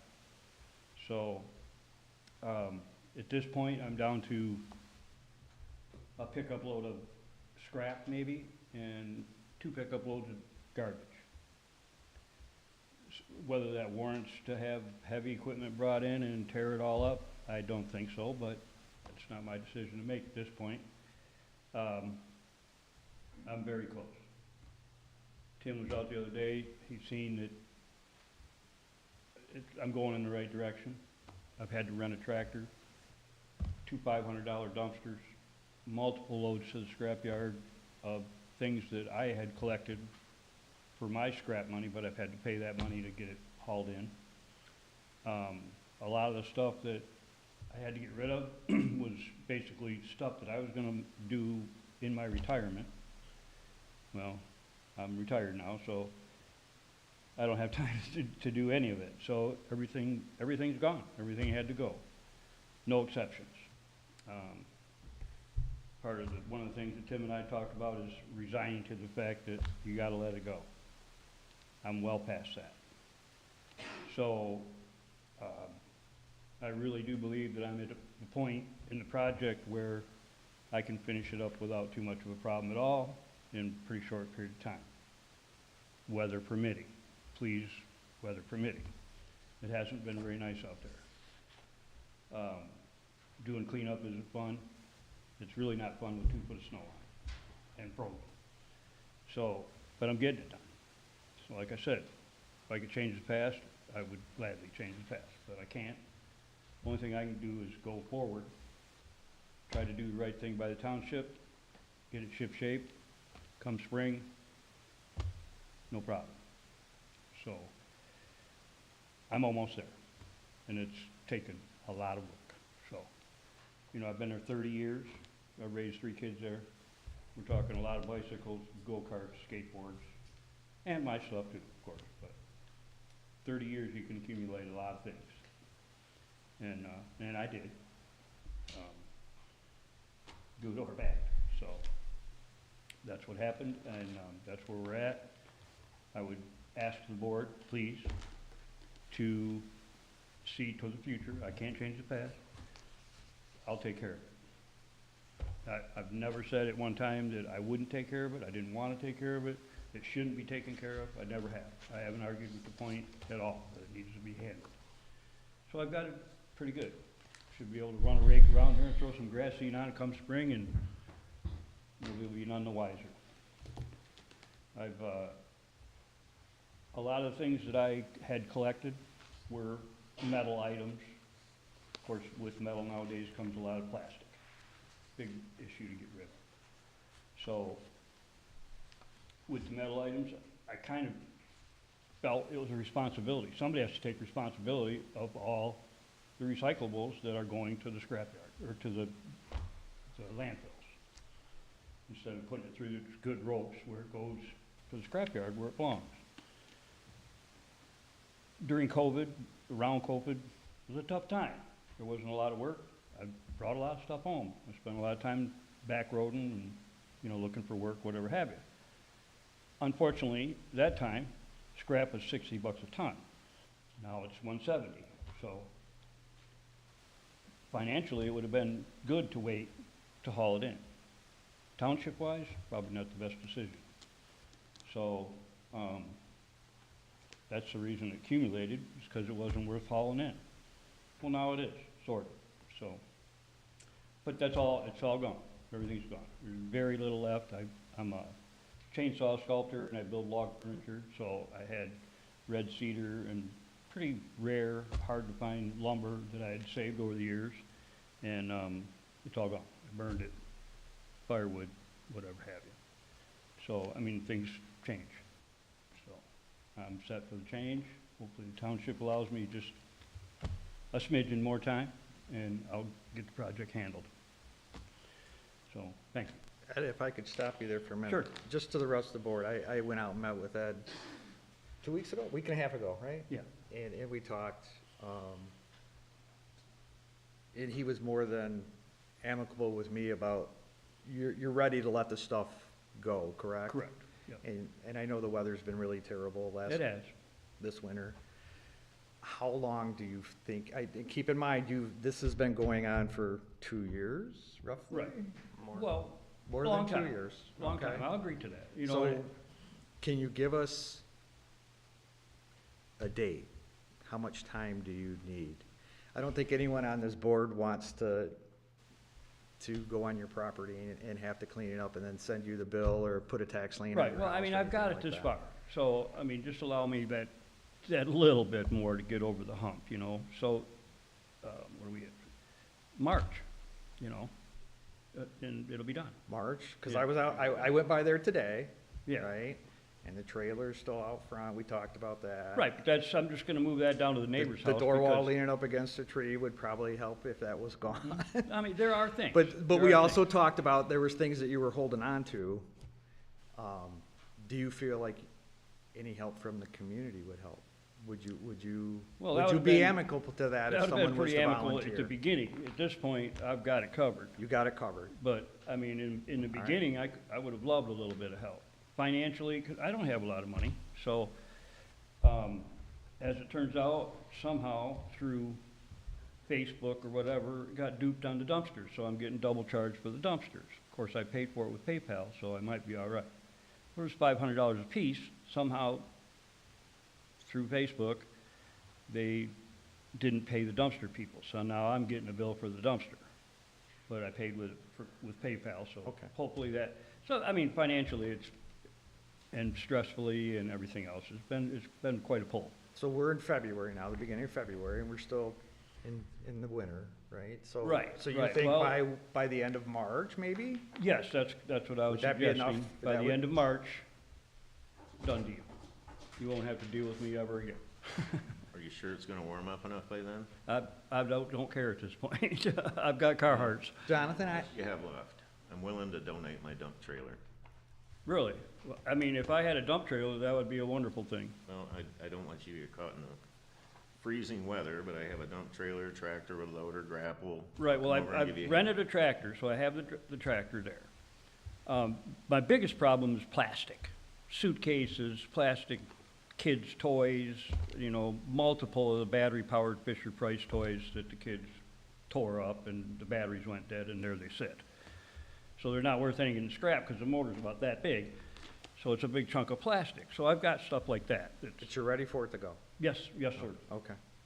So Mr. Harder, you say the end of March? Yes. Right? And all that we're talking about tonight is getting bids, is that correct? I mean, if the board wants to postpone this, you have the power to do that. I just need to know by a date certain that this has to be cleaned up, so It's that, gonna take a while to get bids anyhow. I don't think there's anything wrong with getting bids, because all that we're gonna do is, someone's gonna go out there and say, this is what this would take, and then we know. And there's nothing that says, Mr. Harder, that you can't continue to clean up the stuff as you see fit, Understood. right? But I think we need to know as a township what the financial implications are if for some reason the cold weather stays cold and you're not able to get everything. well, We need to know what those I'm not real big on implications making are. excuses. I do have some reasons why things don't get done or get done, but I'm not big on making excuses. And life happens. I heard Jonathan say that earlier, that life happens, and life does happen. Sure. And I got caught in the middle of it the last couple of years, unfortunately. Yeah, Mr. So- Hart, I'm not trying to, I don't want to go through the reasons why. I Sure. mean, that's, it's more or less just, I'm glad that you're letting things go, and I'm glad that you've gotten a lot of it cleaned up. I think that's really nice. I mean, but if someone can clean up the rest of it for a very reasonable price, that may be the thing that you need to get over the hump. And I think, like, for us just to put bids out to see what it is, I don't think that there's anything wrong with that. It's gonna take a while to get them anyway. I mean, it's February 9th. We're gonna go through bids. We might have them back in March. We may not. By that point in time, Mr. Harder may have things cleaned up. Like, I mean,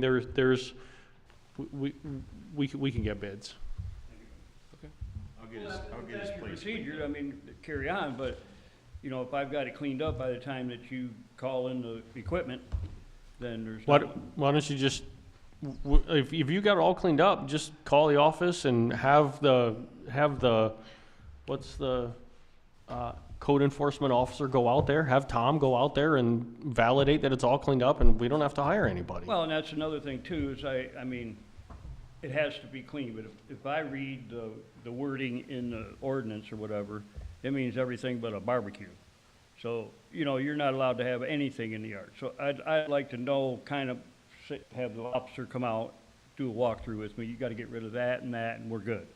Sure. You know, if I could get something like that, then, you know, because I've got a couple of lawn tractors that are my lawn tractors, but they don't go inside, they never have. I don't want to spoil them and start putting them in the garage, you know, so I have things like that. That's why I think having Tom come out would be a good idea. Okay. I would make a suggestion that maybe Tom, what kind of duties does Tom have now? I know he's somewhat new, and we had kind of a backlog of complaints, but I think we've talked, and Tom's doing such a good job that they've kind of went down a little bit. Does he have a certain number of hours in the township to work? I think he generally puts in about 10. Does he have time to To meet with go to Mr. Mr. Harder's and Yeah. just drive by and check and Yeah. see what kind of progress is being done, and if it's not, and that way he could, because has Tom been out there yet? Tom's been by. I don't know that he's actually met you or been on your property. Right. Yeah. Before the court order, we don't have the authority to go on people's property. Okay. So He invited me. that's okay. Well, no, I appreciate that. I appreciate a man coming out and doing a walkthrough with me, you know, and if by chance I can catch your other guy there, that would be great. But I would It's just like always there, so a stop central by. contact to, you know, maybe if he worked with Tom, because I think he's been working with you, correct? And Right. I know you've been turning stuff over to Tom. Maybe if we could just maybe have Tom go by and check and make sure the progress is being made, or something's being made, or give him his expectations of what he's gonna do to comply with our I ordinance. mean, I've already had enough chances, really. Well, So- you've had a lot of chances. So if you give me to the end of March, and if I don't comply, drop the hammer. That's, you know, I'll get it done. What work for the staff is there to go get bids? I mean, as long as you're okay with the way this is written, it's putting it out, trying to, generally something like that, we'd probably put in the newspaper as well. So there's an expense there? So there's an expense, yep. We can't just wait till the end of March and I'll work with him and get his yard cleaned up. I'll get my trailer over there and we'll take it to Grand Blanc, he can dump on my contract. I mean, the direction was to get bids, so if Well, I we mean, wanna why? wait, if He's you wanna sitting wait, here- that's fine. He's offering to get it done, he wants to get it done, he's held up by weather, I see it. I feel bad for him. So we just need a motion either to put the bid on hold or to make. Put the bid on hold, I'll help him get his property cleaned up. I'll second that motion. I'll work with you. Thank you. So we have a motion and a second. All in favor? Aye. All opposed? Aye. Motion passes. All right, I appreciate y'all. Thank you very much. I'll work with you. Thanks, Bob. Give me a call. Okay, I will do. That moves us on to new business G, which is financial update. Any more?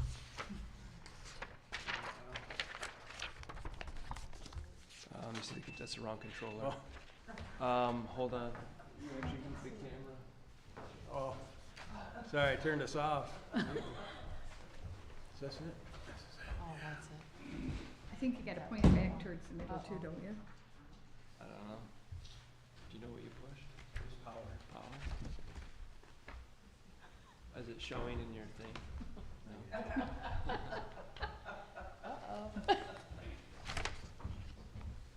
I can't see a light in it. I don't know if there is one. Oh, it looks like, there you go, turn it, there you go. Is that normal? It- There. There you go. That's good. Okay. Get that away from me. Label those? Because I would have done this.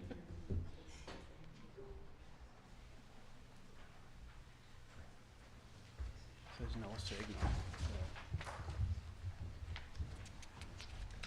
Did you hit enter on that one? Like, select it?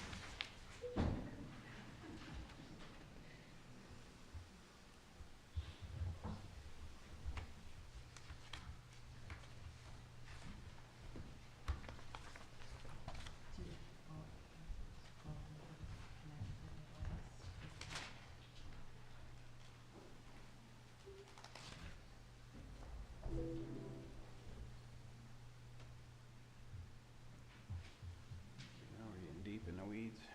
AC? Does it go to the TV? Do you usually have to do this? No, it's just plug normally and just- play. Yeah. Yeah. Do you have another HDMI port? Make sure it's No. plugged in down here. You got another port? I don't, that's it. I mean, that's the only one I've ever used. Bear with us one minute. Can I get under here? Yeah.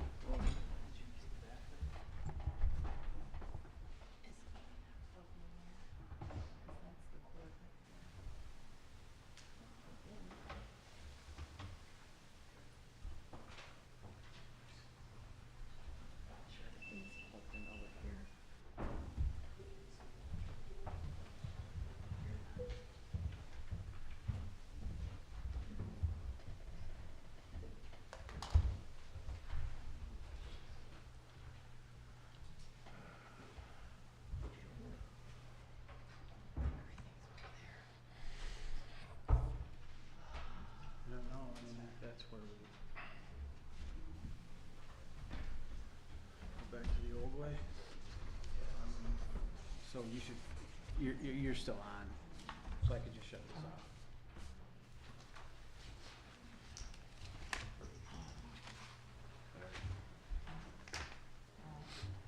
You guys all have, it in, because it's in the packet. Yeah. Right, okay. We'll start with the revenue and expenditure report for Howell Township. This is for period ending January 31st, 2026. Starting with the general fund. The first column is obviously the GL number and its corresponding description, the 25-26 budget that we're working off of, the year-to-date balance as of January 31st, and then that percent of budget used. So what I'm comparing here is basically the 58.9% that we are throughout the year, or through the year to date. So looking at the revenue numbers as a whole, we're at 67.62, or that's 9% ahead of budgeted, which is a good position to be in right now. The things that are going to move that forward for the remainder of the year, that top line, the general fund property taxes, we're going to collect the rest of the majority of that 59%, bringing that to 100 or the 40% in February here, as tax collection closes February 28th. The other thing would be the 101-000573, the local community sharing. We haven't collected the majority of that yet, and that comes in two payments, and that's February and May. So all in all, nothing really alarming to report there on the revenue side. Going down under expenditures, the first real thing to look at, I guess, would be on page 2, down under Department Township Hall. Originally, I was worried what was going to be approved as far as the new IT, and you guys selected Man IT at about $1,500 a month. We will be able to support that, I believe, with this current budgeted number, February through June. And then looking at it going forward, you know, that's going to stay a permanent part of our budget. Over on page 3. Brent, question on that? Yeah. Have they, speaking of Man IT, have we set up like an intro meeting with them yet? So we've had several meetings, but they're actually going to come out this week to the township. Thank you. Thursday, right? Yep. On page 3, under Township at Large, the legal expense, that's usually our bugaboo. I have a breakdown of that 64,000. And then the first budget amendment, or only budget amendment for the general fund, is under planning, contracted planner expense. Last month, you guys approved kind of the rewrite of the ordinances. Obviously, that wasn't part of this budget, so we're gonna have to include that. And then also the retainer costs that we pay, that fixed $1,100 a month, it didn't seem to really change our expenses, and that's probably because we're busier than we have been in the past, but, so that, the budget amendment will incorporate that, so I think that will get us to the finish line in June. We did the Park and Rec transfer in December. So expenditures right now are sitting at 52.71% or 6% under budget. So whenever you're above the top line and below the bottom line, that's a, definitely leads to a surplus. And at this point, we have a surplus of $264,000 in the general fund. Moving on to the road fund. We've collected 60% of the revenue. We've spent 70% because we did the Fisher Road and the Fleming Road projects and the road chloride in the fall.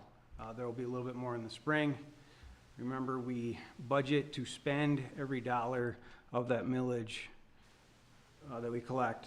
So the next report, that negative or deficit of 48,000, that's going to get closer to zero, and may even get into the black as we don't. I don't believe we have any other road fund project or improvement projects on the books right now, right for the spring. So the road fund might finish with a little bit of surplus this year. Fund 208, that's where the second budget amendment. I need the transfer in here from the general fund, the 180,000 that we've traditionally done. And then I need to bump up the contracted services expense. This is for Carla and Wortman's time for working on the Township Park Master Plan. So right now, the revenue way outweighs the expenditures here to the tune of 211,000. And then finally, under Fund 592, the sewer and water. This one obviously looks the best because, as you remember from years past, we never budget for sewer or water connection fee income. The state definitely doesn't want us to do that. That's not part of a traditional deficit elimination plan when we went through that whole thing. So those numbers always skew this, right? When you take in 170,000 in the sewer connection fees and you budgeted zero, that's going to turn this fund to the right side quickly. Total revenues for the sewer and water fund are 20% ahead of budgeted. And moving on to page 5 under expenditures. One thing I wanted to talk about, because this is the hard work that MHOG has done, in that gray area, these are all repairs done at the plant. We did the LED light project, we've repaired the doors out there, repaired the driveway, and now they tackled the generator airline project. So it's really encouraging. Those meetings nowadays means that the sewer and water plant and all of the pump stations are in really good shape, meaning we don't have large projects ahead of us that we need to tackle right now. Not to say there won't be someday, but to be in this position is an awesome thing. So expenditures just about right where we budgeted. There's 1% below. So we budgeted a $343,000 surplus. We're sitting at $663,000 thanks to those connection fees, and that's mainly related to MI Homes. So as a township, for the year we had budgeted a $500,000 surplus. Right now we're at just over $1 million. The first budget amendment I need, and this isn't asking for new money, this is just reallocating it from the township at large capital outlay expense and putting it to the planning, contracted planner expense for those, the ordinance update and the retainer fee. someone would be so kind to read that next to the asterisk. Motion to approve budget amendment number 1, increase planning contracted planner expense from $20,000 to $70,000 and decrease township at large capital outlay expense from $160,000 to $110,000 to account for contracted ordinance update. Support. You have a motion, support, all in favor? Aye. Thank you. And then one more for the rec fund. I got it, Brent. Motion for budget amendment number 2, increase rec fund contracted services expense from $14,000 to $20,000 to account for Howell Township Park Master Plan. Support. Motion, support, any discussion? All in favor? Aye. All right, page 6, quickly look at the legal fees. I had begged for the invoices, which probably sounds weird, from Fahey to update this, but they couldn't get me to them in time to make the packet. Those first 2 columns, the ADU ordinance and the Fagan violation, I believe are completed. We still have some litigation with Howell Mason. And then, obviously, you just heard from Mr. Harder, that violation and the Gray violation are still ongoing. How much was the Fagan violation total? $39,874.32. Is it worth it, Tim?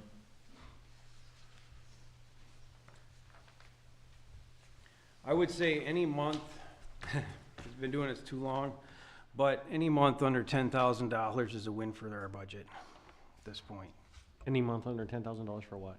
for legal fees. Yeah, okay. The last 2 years, we've spent $250,000.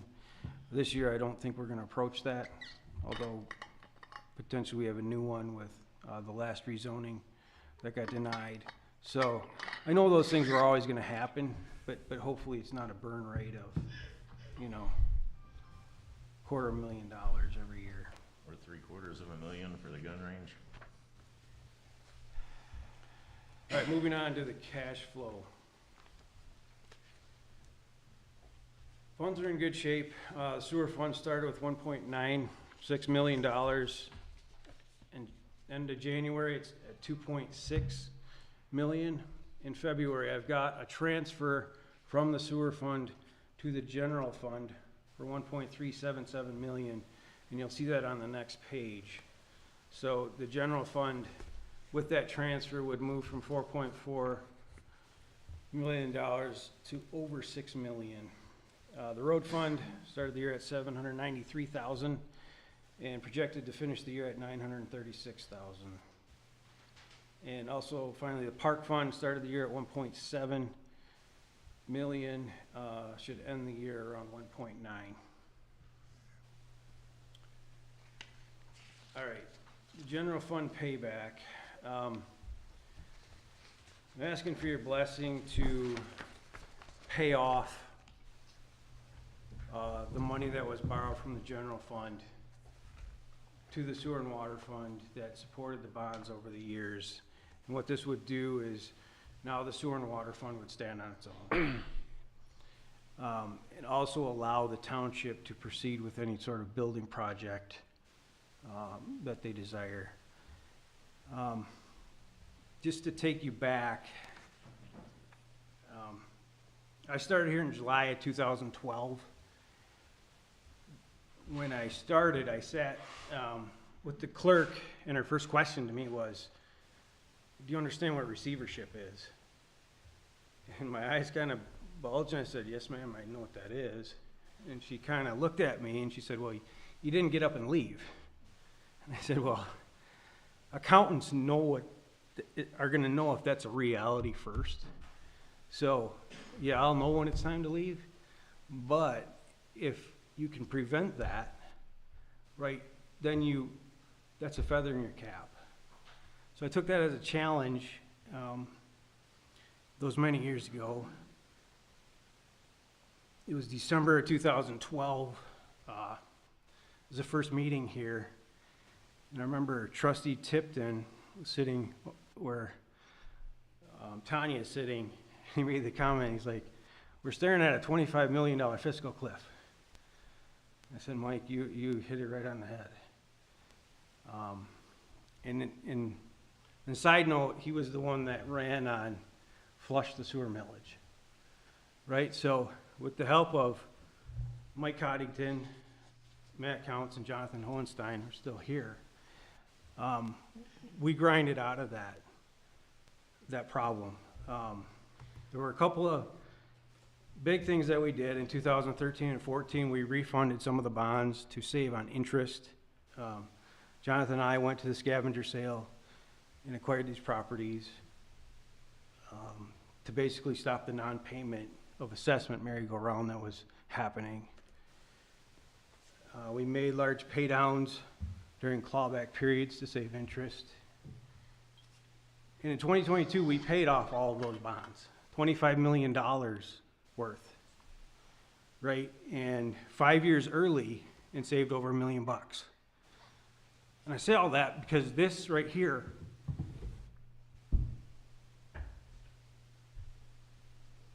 is the last part.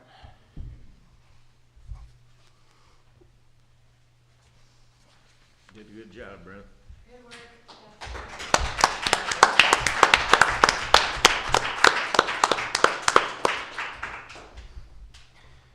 Thank you. I wasn't raised to brag. This isn't all my doing.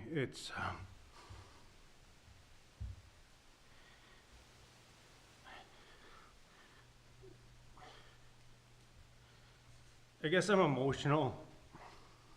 It's all right, Brent. We appreciate you.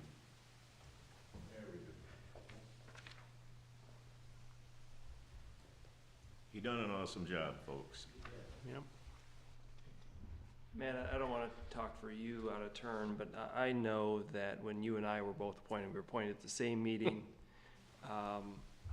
After the meeting, Mike told me that he didn't want to appoint me because I was getting on board a plane that was crashing, and he was afraid that if I got on that plane that I would be unhireable anywhere else because the plane crashed. And I'm a terrible salesman, but I thought that, you know what, if I get on this plane and it crashes, nobody can blame me because it was already in a nosedive. And if we manage to not crash the plane, I'll look amazing, right? And I will say that if I never win another election again, you know, if we go through this and we pay this off, I will feel like, you know, we accomplished something. And, you know, by pulling up on the, what do you call it, on the plane, a helm, a stick, I'm not a pilot. The yoke, the yoke. The yoke, thank you. You know, that we managed to pull it off. You know, we made some hard decisions. We got a little bit of luck. We got some wind in our sails. Bad reference if we're talking about planes. But I'm incredibly grateful that we managed to pull it off. It was a team effort. You know, board decisions were hard. We had hard conversations in the township. You know, coming up with all sorts of ideas of ways to try to save money, save the township, you know, not go into receivership. So I just, you know, we made it's a big accomplishment. So. Yeah, my first meeting with Mike, he shook my hand and said, "Is this really something you want to do?" And I said, "Yeah." And I was a city transplant and didn't really understand a lot of things, and I've learned a lot over the years. But we spent a lot of time talking about how we do not put a financial burden on the residents and still save the township from being taken over by the state.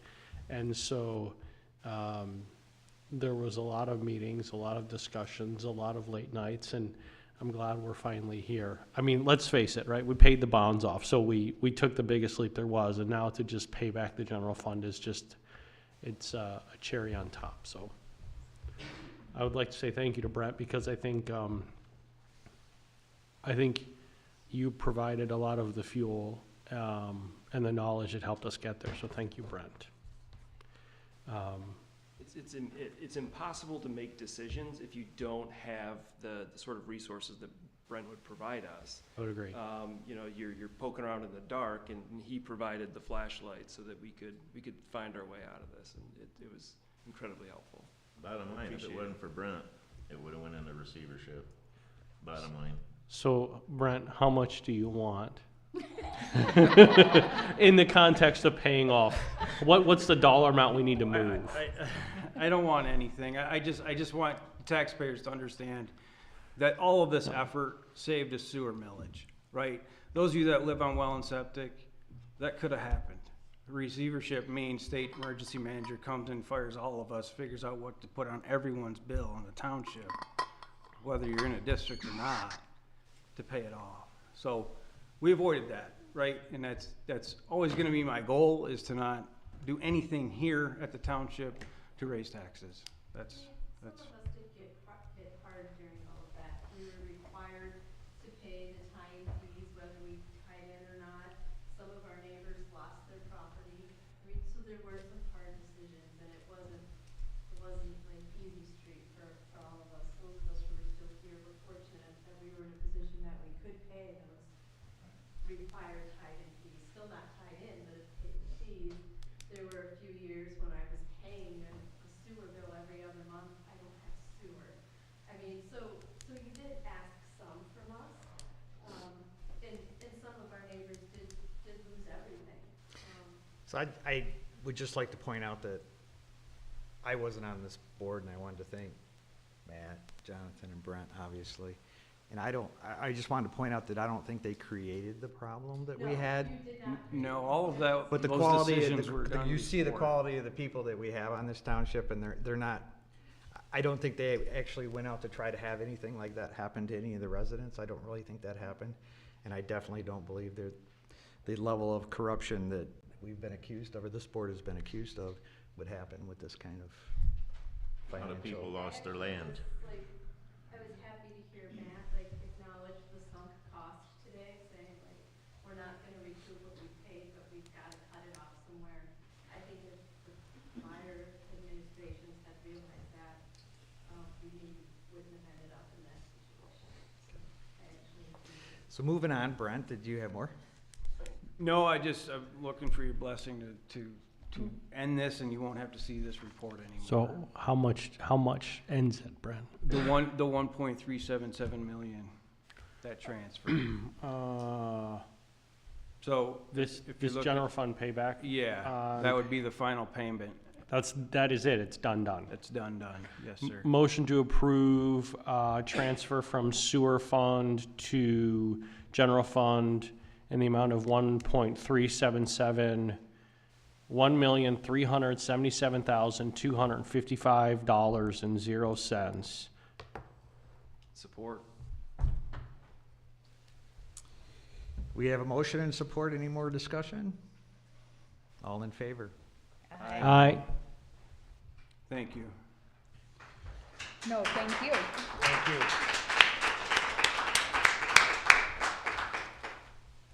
And then the final thing, I guess that makes this easier to talk about, because, and I'm really sorry about this technology, that's the first time. I can't share it with all of you.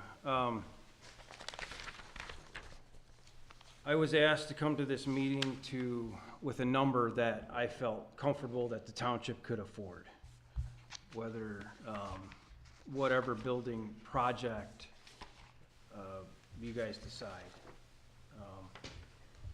There is a need for an election space to hold an election past 2028, because we are not guaranteed space at the EMS building past that time. Which is unfortunate, because now we're back to a reactive state, rather. We're working on their timeline and not our township timeline. Maybe if we could show progress, maybe there'll be some leniency there, but we can't count on that, right? So how do we tackle this problem? Well, starting with the money, I believe that the general fund could contribute $5 million after this transfer takes place. Combining that with $1.5 million from the rec contribution, and also a financing of 2.5 million for a total of $9 million that you could put towards a project. And let me explain the financing part. That's not on the back of the taxpayers. That would come from the general fund, and a payment of roughly $250,000 a year for 20 years. I did napkin math, but a bond at 7% would be about $240,000 a year payment. Looking back at the last 5 fiscal years, we've had an average surplus of $315,000. Throw out the high and the low, you're still at $287,000, so I do think that is palatable. Looking at the township itself, general obligation bonds allow you to borrow 5% of the assessed value. I've just finished the 2026 assessment roll. That roll value is $791,381,984, which 5% of that assessed value would be roughly $39.5 million. That's what they would tell us we would be allowed to borrow. I show that to you because that just shows the strength we now have. Why don't we just sell the Mar Road property? What's that? Why don't we just sell the Mar Road property? I mean, we just got out of debt 5 years ago. I don't know that I want to go back in. I don't care how much it is. It doesn't matter to me. Like, I don't think our residents want it. I certainly don't want it. Like, let's. Right, so backing that up, right, you don't have to finance. I was just trying to give you the flexibility, right? I understand. So you have $6.5 million right now at your disposal. Okay, so we got to find a way to come up with another $2.5 million cash. I don't know, that $9 million, I was trying to get you to a ceiling and say, hey, that's as good as you can do. Now let's start backing off. We can't have this, we can't have that. Or we build in phases or something, right? Right, over time. I don't know about anybody else, but my opinion is I would, you know, we don't have a gun up against our head right now. Like, I don't see any reason to go to bond out. I agree with you. In our previous discussions, we had talked about the community center on one of the Thule Road pieces. We have the park plan all done for it. Mm-hmm. If, at the last meeting, we kind of put everything on hold, so you also have in your packet under 7A, if you decide that community center isn't the way you want to go, we can look at building the new township hall. Has been floated for a while, but we all thought that was further down the road until the county pulled the plug on the elections for us. So, being election driven, we have to do something. And I appreciate Brent putting these numbers together. The numbers we got for the community center and the park plan, like all said and done, was way more than we could ever do now. Mm-hmm. And I was even looking at how we cut back to really just essentials to pay for the project. I think I got it close to $4 million for really just the essentials between the community center, parking lot, maybe some sort of walking trail, small, but something for the residents. So again, first of all, I'll just say thank you, Brent, right? My opinion is let's try to not bond out if we can avoid it. Are we talking about 7A? Well, it's part of this discussion because Got it, okay. yeah. So there's a proposal from Carlisle Wortman to actually look at a municipal complex, and I think that's where you're headed. You're saying maybe because of the election thing, do we pause the community center concept and look more at a municipal complex? Right. Okay. And with the design would really be, where do things go, right? So if it's, because our vision is not just that this would just be a township hall, right? If there was ever a need for a fire authority building, if there's ever a need for we get a police force, right, department, we'd put it there. So we want to make sure that we don't put something someplace that then eliminates the ability to, continue with that in that area. So that's what the plan would get you. So this community center that we were originally planning with, and you say you've narrowed that down to maybe 4 million, right? We could. And that's rough math. That's rough math. But okay, that's still on. We don't have to bond. That's the good thing, right? So would that solve our voting problem? That would, correct? It would.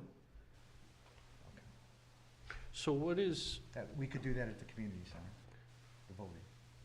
yeah, Okay. what is the proposal then from Carlisle Wortman? Because I see like images and graphs in here, but they said they'll put a municipal campus plan to get, oh, this is like actual meetings and. Yeah, so that's, I mean, so we have their proposal, I think it's $14,000. Yeah. Or something like that. So that's for just the Township Hall municipal complex piece. The rest of what's in there is what they've already done for the park properties. Park project, Yep. okay, So yeah. Municipal Hall's a new one. Well, Across the that road. little gray area that's an add-on, right? No, it's on opposite side of Thule, right? It's on opposite side of Thule. So the gray, so in the plan, for the park plan, the gray building is the community center. And then there's parking and other stuff that could be developed in future phases as the township gets money. But that's all on the park side. If you go further back, there is a page that shows the whole area. Oh. This one. Okay. And so it is labeled as potential municipal complex. Got it. So that's if we're gonna go that route, that's the parcel we're talking about. Yeah. And that would be Carlisle Wharton's, that's what. Yeah. Okay. Yeah, they did the township park, and I understand it now. I thought, the way that I was interpreting that was they had put a building addition onto the community center that would be municipal stuff. That was my mistake. Would that be phase two? Because you are right, there is a place Well, where they're gonna add more to the community center, right? and those were proposed to be park and rec structures. Okay. The community building that we're talking about, that we can get for, just say 4 million roughly, what uses would it be used for besides voting? Well, I'd want to make sure it was designed so it met the voting needs of the township. Okay. But then that it's not, we talked about this before, I don't want to make what I think, I'm not trying to rag on Handy Township, but they purchased a building and that's all they use it for is voting. I don't think that's a wise path to go down. That's not what I would like to do for this township. So I would also want to make sure that the building was designed so it could be useful other than for voting. Whether that's we work with HAPRA so they can do things out of it. The nice thing about that is they manage it. You know, they find the people that can use it. If we don't go that route, then it's really up to staff to, you know, we'd have to make sure that we have digital locks or something so that people get a code if they rented a building or a room or something, and they can go use the room for their need. We have a lot of people that call up here that want to rent the township hall for baby showers, wedding showers, other events, and we just don't do it because it means staff has to be here to open, close, there's cleaning fees, so. But there were conversations with HAPRA, and they were willing to look at, obviously, using the building when we weren't using it. They have a lot of kind of opportunities that they don't have the space for right now. So it wouldn't hopefully turn out to be like what you're describing in Handy Township. That would be my. No, we don't want that. Right, we No. don't. But I mean, so we would still have a building for our voting purposes. Yep. We would have a community center, we would have, I'm thinking it would be more of a use to the residents to have the park and the community center. I mean, if we did it right, you could do a municipal complex that included a voting center, like that had the space in the municipal complex for voting. Well, so if it were up to me and we were gonna build a new township hall, I would include, if you wanna call it a wing, it's a wing that could service as our boardroom and for all of the clerk's voting needs, the township's voting needs, and potentially benefit the community too. It doesn't have to be a thing that the community can't use otherwise, as long as we're thoughtful in our design. And if we really needed something, if this becomes empty, then if this facility is empty, this can serve as a stopgap of voting precinct. I hadn't thought of that. That's absolutely possible. If we move everything over there, right, then this facility becomes empty. This could be a voting precinct too. So MHOG is looking to get out of Genoa Township. They are looking at some path forward, and I did ask Greg, if the board decides that they want to build a new township hall, would they be interested in this as their office? And his answer was yes. So that is also a possibility, Oh. Okay. because it really meets his needs as well. I thought they were going elsewhere, but okay. Well, they could be. The question was, would this work for him? And his answer was yes. It's not the ideal location. We're at the far western edge of his district. He'd prefer to be more centrally located. This building doesn't even have sewer and water, municipal sewer and water, so. Okay. Yeah, I mean, so what is the question at hand, whether or not we want Carlisle Wortman to design us a municipal complex? The real question is, what path do you want to go down? I don't know that it makes sense to pay them to design a municipal complex if you're not interested in building a new township hall that also services the voting needs.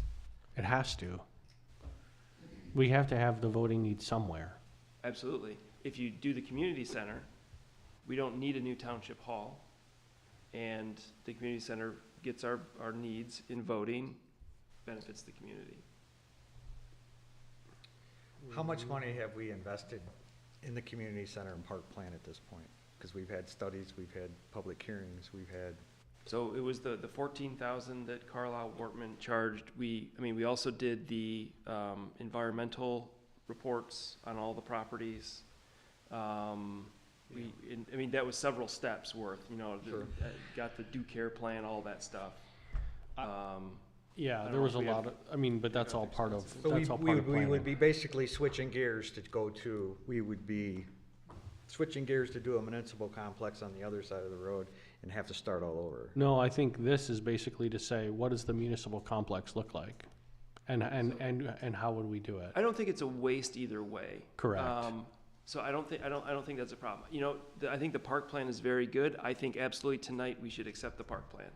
There's no reason you can't, because it's good. It services the needs. Even if the community center isn't the first thing that's built out there. If we say, hey, we're going to build a township hall, that's fine. Yeah. We could still, at some point in the future, build a community center there. There's still a need for it. There's no reason we couldn't.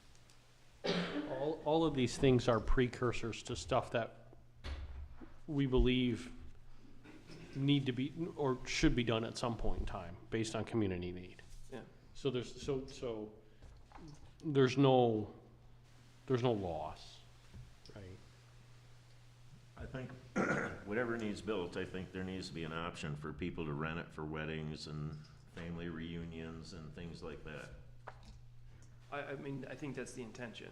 Well, when you turn it over to Howell Parks and Rec, that doesn't seem like the intention, but, I just think that people should be able to go to the township and pay whatever fee they need to do and have their weddings. We have very few places in the community where people can get married, you know what I mean? And have parties. So we don't have enough money to do both the community center and the municipal building, correct? No. Well, No, you do So not. we can pick one or the other. Well, so, tonight, you can decide which way you're gonna go, or maybe you wanna spend the $14,000, get the plan done for the municipal complex, so it's done. Yeah. And then, the only thing is we need to keep moving. This is what I keep Yeah. talking, and every time that this comes up, I keep I'm saying it. running out. Our time is short. It feels like 2028's a long way away, but by the time we get this done, by the time we get it approved, by the time we decide which path we're going down, then we put it out, we get something designed, we put it out for bid. This keeps pushing it further and further, and I don't know how long it takes to build what we're talking about. And really, we need to be done by May of '29. I will make a motion to accept the proposal from Carlisle Wortman for Howell Township Municipal Complex Master Plan. Municipal Complex Master Plan Work Plan. Support. We have a motion and support. Any discussion? I think we had it. All in favor? Aye. All opposed? Oppose it. Aye. That moves us on to. Mark me as opposed. I think you guys are making it way too fancy.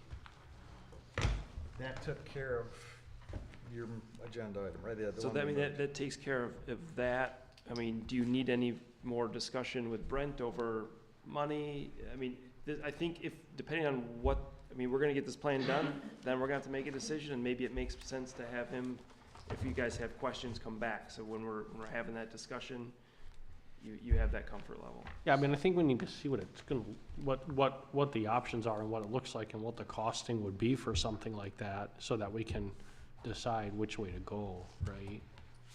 That's my opinion. I think in the end, you're gonna get what you got with the park plan, which is, you know, it was like, what, $34 million to build the whole thing. Yeah. When you look at it, it's like, okay, not an option. Yeah, We of need to limit course. this, and Yeah. maybe it comes down to, it's like, okay, you can't spend any more than whatever the number is, if it's $1 million or $2 million on the building. That means we have to work within that constraint when we design it. Yeah, absolutely, but I mean, me personally, like, I'm not a community planner, I'm not an engineer, I'm not a you know, I don't own a construction company, so I don't know what those are, I can't rattle those figures off in my head. I think them putting together a plan for a municipal complex gives us the ability to sit down and say, okay, we know what our priority is. Do we want to do something in a community center, or do we want to do something as a municipal complex? Which one gives us a better, which one is a better financial, puts us in a better financial situation, and which one allows us a greater flexibility for the community? We have to put the designs together for both of them anyway. So for you, it's more about getting it laid out and then seeing what the estimates for the actual project are. Yeah. Okay. Yeah. I'm gonna make my decision based on the data I have available to me. And my thought was, we've already moved forward with the community center and the park plan. We've invested a lot of time and money into it already. I don't know the study that Carlisle Wortman will do with the municipal building, how long that is good for, because we can't do both. And I think if the community center, I think it benefits the residents more than a new municipal facility will. And if it's whatever what is it, what's the number from Carlisle Wortman, 13,000 or whatever? $14,000. 14,000. I agree with your premise, it would be nice to know. I just don't know if we decide not to go with it, is it money wasted? So, I mean, it's gonna have a value, but for how long? Because how long will it be before we save up enough money to do the other part of the project? It's just my thought, so. Are we ever gonna repair the bridge on our road? That's already slated for this year. Okay. So moving on, are we all set with discussion with Brent? I think so. Did you Brent, have do you have any more? Nope, that was it. Thank you. Thanks again. That opens up to our last call to the public. If anyone would like to address the board? I think we're all tired. So then we'll close the, oh, you're coming, okay. Hi. Hi, Tony Michaels, 2849 Amberwood Trail. I just want to address Thule Road. This is honestly completely out of control. This park is enormous. It's in the middle of the woods. We all moved out here to just be in the woods. I mean, this is outrageous. And what is taking so long for this building? I'm baffled, because the whole point of this to begin with was to vote. And it's just turned into this huge part. I mean, I don't know why the plans were even made for it to end up $34 million. Like, what was expected? I don't understand any of this. I also, why do the Van Gilders still own like 10 acres on that property? I think that's very odd. I know it's the pump station and stuff, but I mean, they left everyone in a complete like mess. And I don't trust it. I think it's odd, honestly. I don't really know what the point is of them owning that. I don't feel comfortable with anything being built with them that close to it. It's just my personal opinion. It's just odd to me.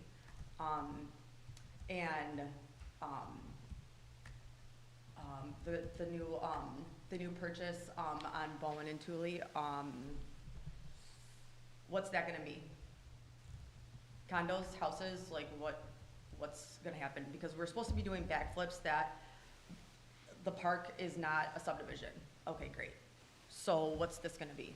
I mean, it's just, there's so many things, and I don't know, I just think we just need a building to vote, and that's that, so, that's all I gotta say.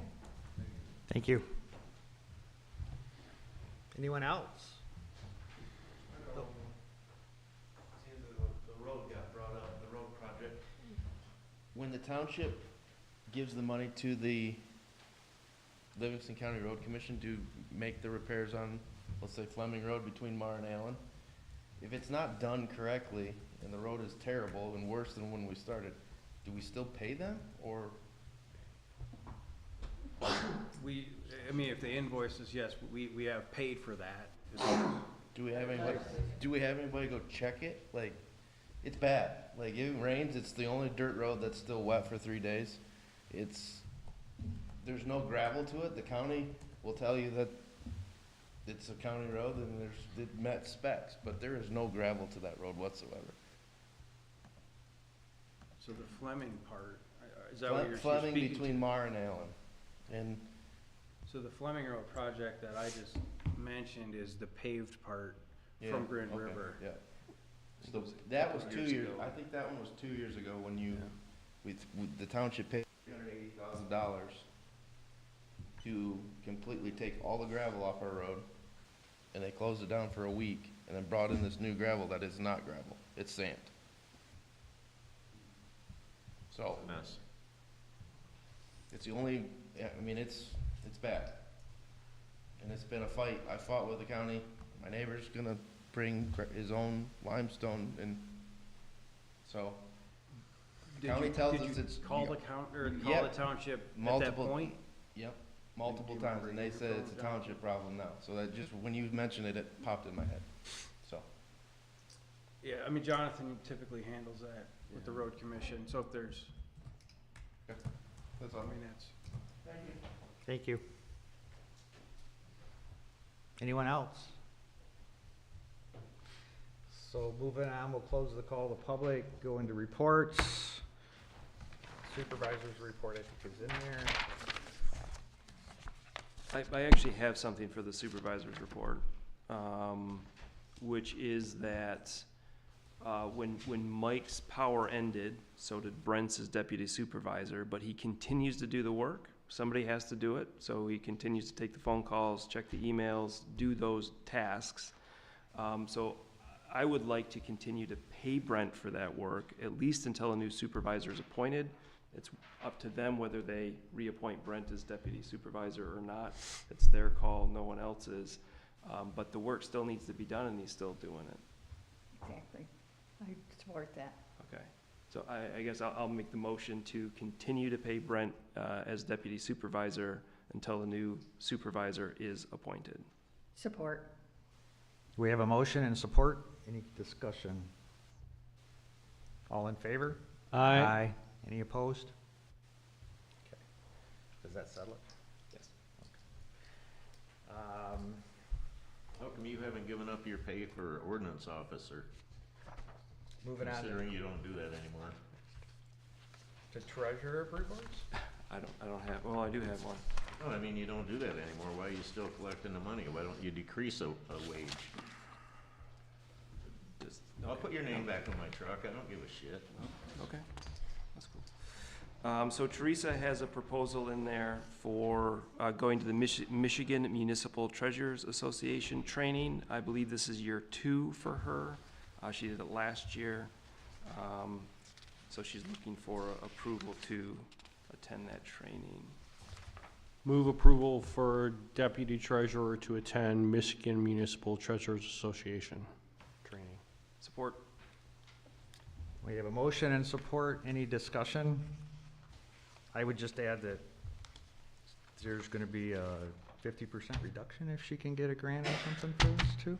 I think that would, Yeah, I think that's what. which is even better. What they do. So, all in support? Aye. Aye. Any opposed? Okay, moving on. Did that finish you up, Jonathan? Treasurer, yeah. Clerk. We've started with applications of affidavits already for the election. Thank you to you two, getting them done. So we'll be moving into election mode here soon. Other than that, that's all I got for you. Zoning? You have your report in there.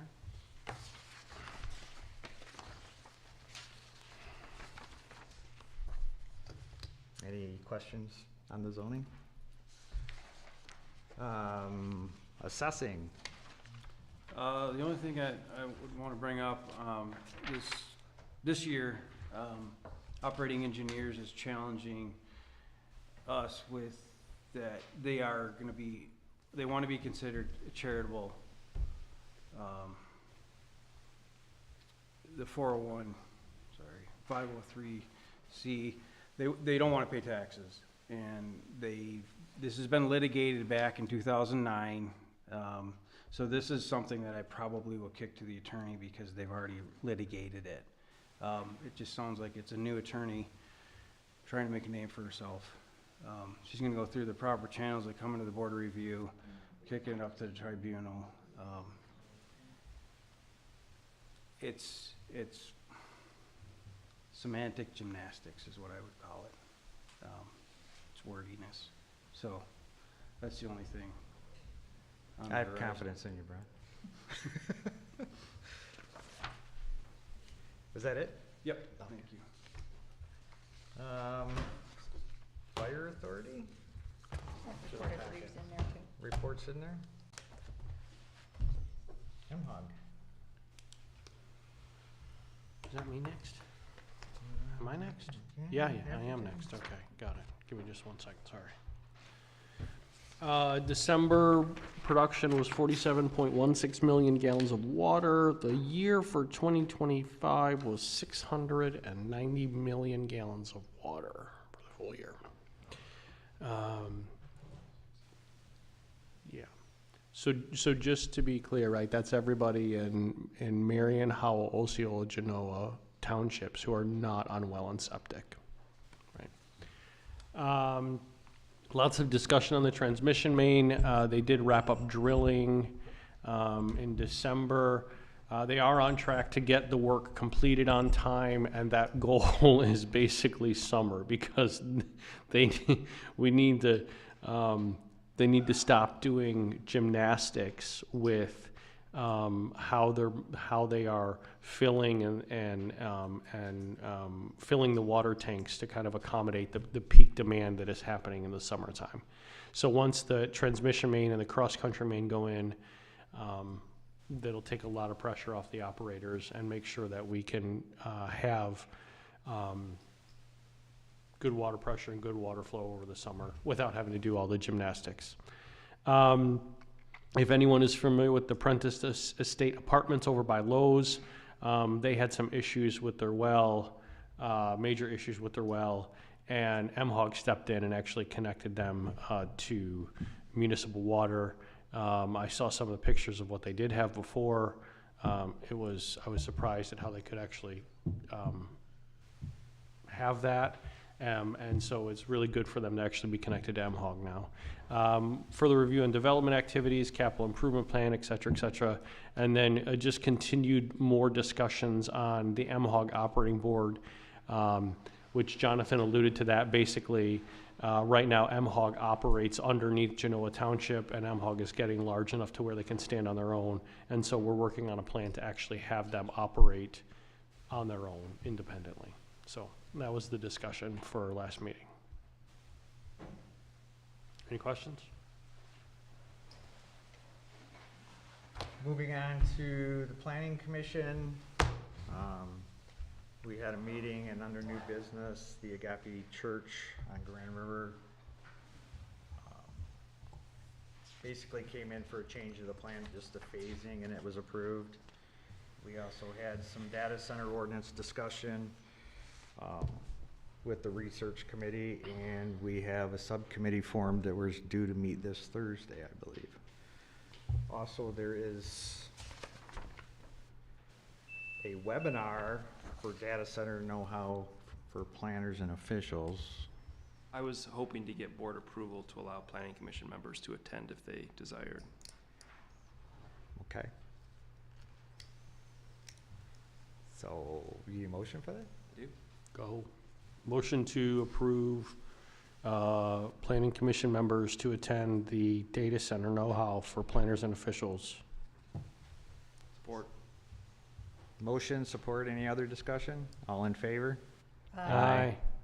Opposed? What about people in the committee? They've been invited. Okay, just making sure.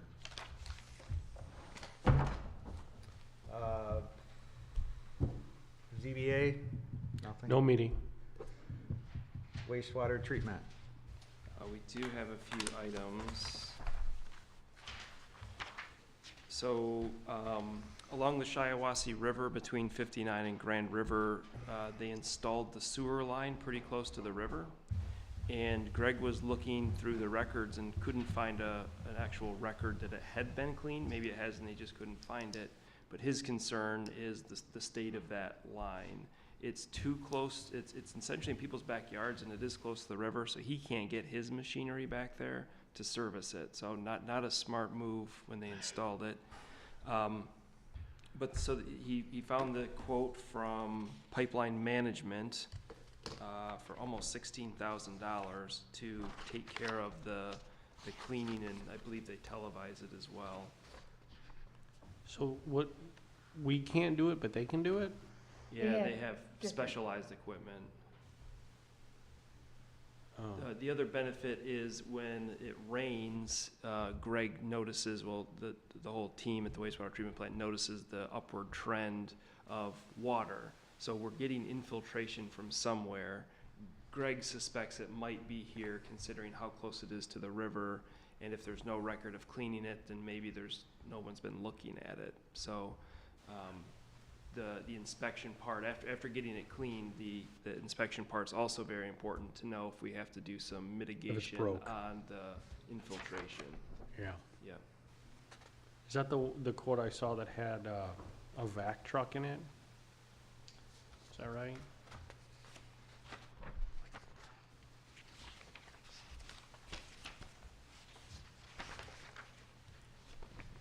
Maybe I'm wrong. Yes, yeah, 4-man crew, including vac truck, TV truck, support truck, and easement machine. But don't we have a vac truck? Ours is too big to get it back there. I mean, M-Hog has a vac truck. So, but what they will do, remind me if I'm saying this wrong, but they'll jet it out, and I don't know if they'll I think they vector out each manhole along the way, but there is material that will get to the pump station. I believe it's the Grand River pump station that it goes to, right there by the church at Grand River and the river.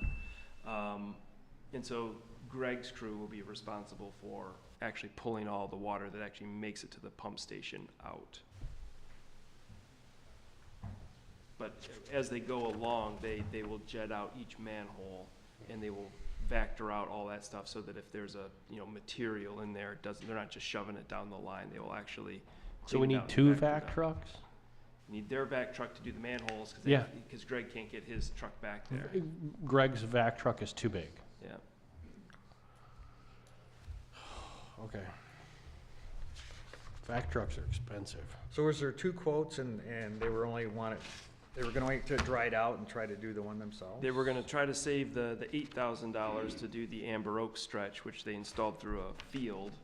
And again, hard to get their machines through, so their proposal was to wait on that, let it dry out, and then take their machine out there when the ground's hard. Hopefully you get a dry summer that they can get out there and get it done. Like in July or something. Well, we still have the big one that goes along But the river, they can't do. they're still asking for the 15,908, the 7,954 they're not asking for.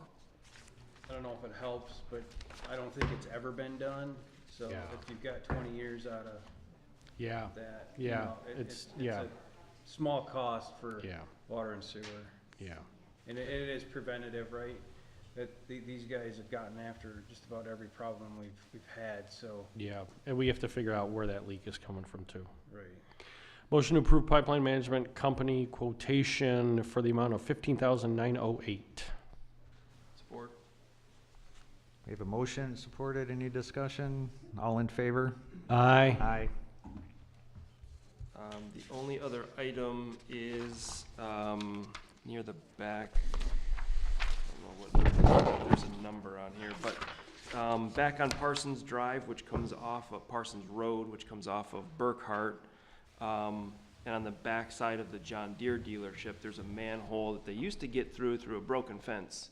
Well, the fence has been repaired, so they've talked to the road commission because they would like to put in a driveway there so they can back their machinery up to it. The road commission doesn't have a problem with it. They've gotten permission from the John Deere dealership to put in a gate so that they have access to it and to that manhole. It's kind of an important manhole because the restaurants there all discharge that way, and that's how it gets to our pump station, and it tends to clog up with grease. Historically, that area has problems with grease. Do those restaurants have grease traps? They do.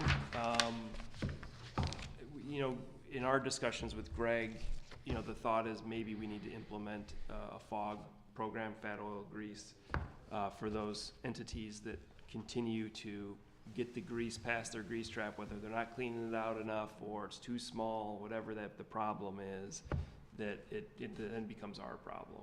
Yeah.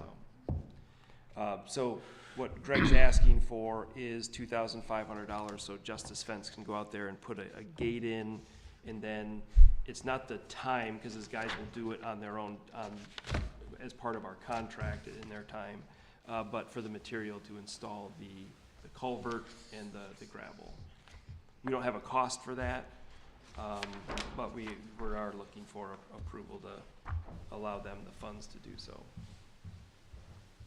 Move approval of Justice Fence quote dated 1/15/2026 as presented. Support. We have a motion and support. Any discussion? All in favor? Aye. Aye.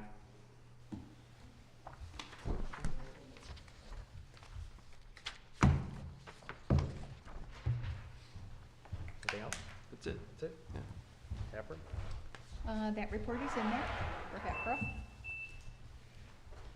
Property committee, anything more? Just the sales. Parks and Rec? Nothing? Shiawassee River Committee, nothing? Disbursements, regular and check register? Move to accept the disbursements as presented and any normal and customary payments for the month. Support. Motion, support, any discussion? All in favor? Aye. Aye. Any opposed?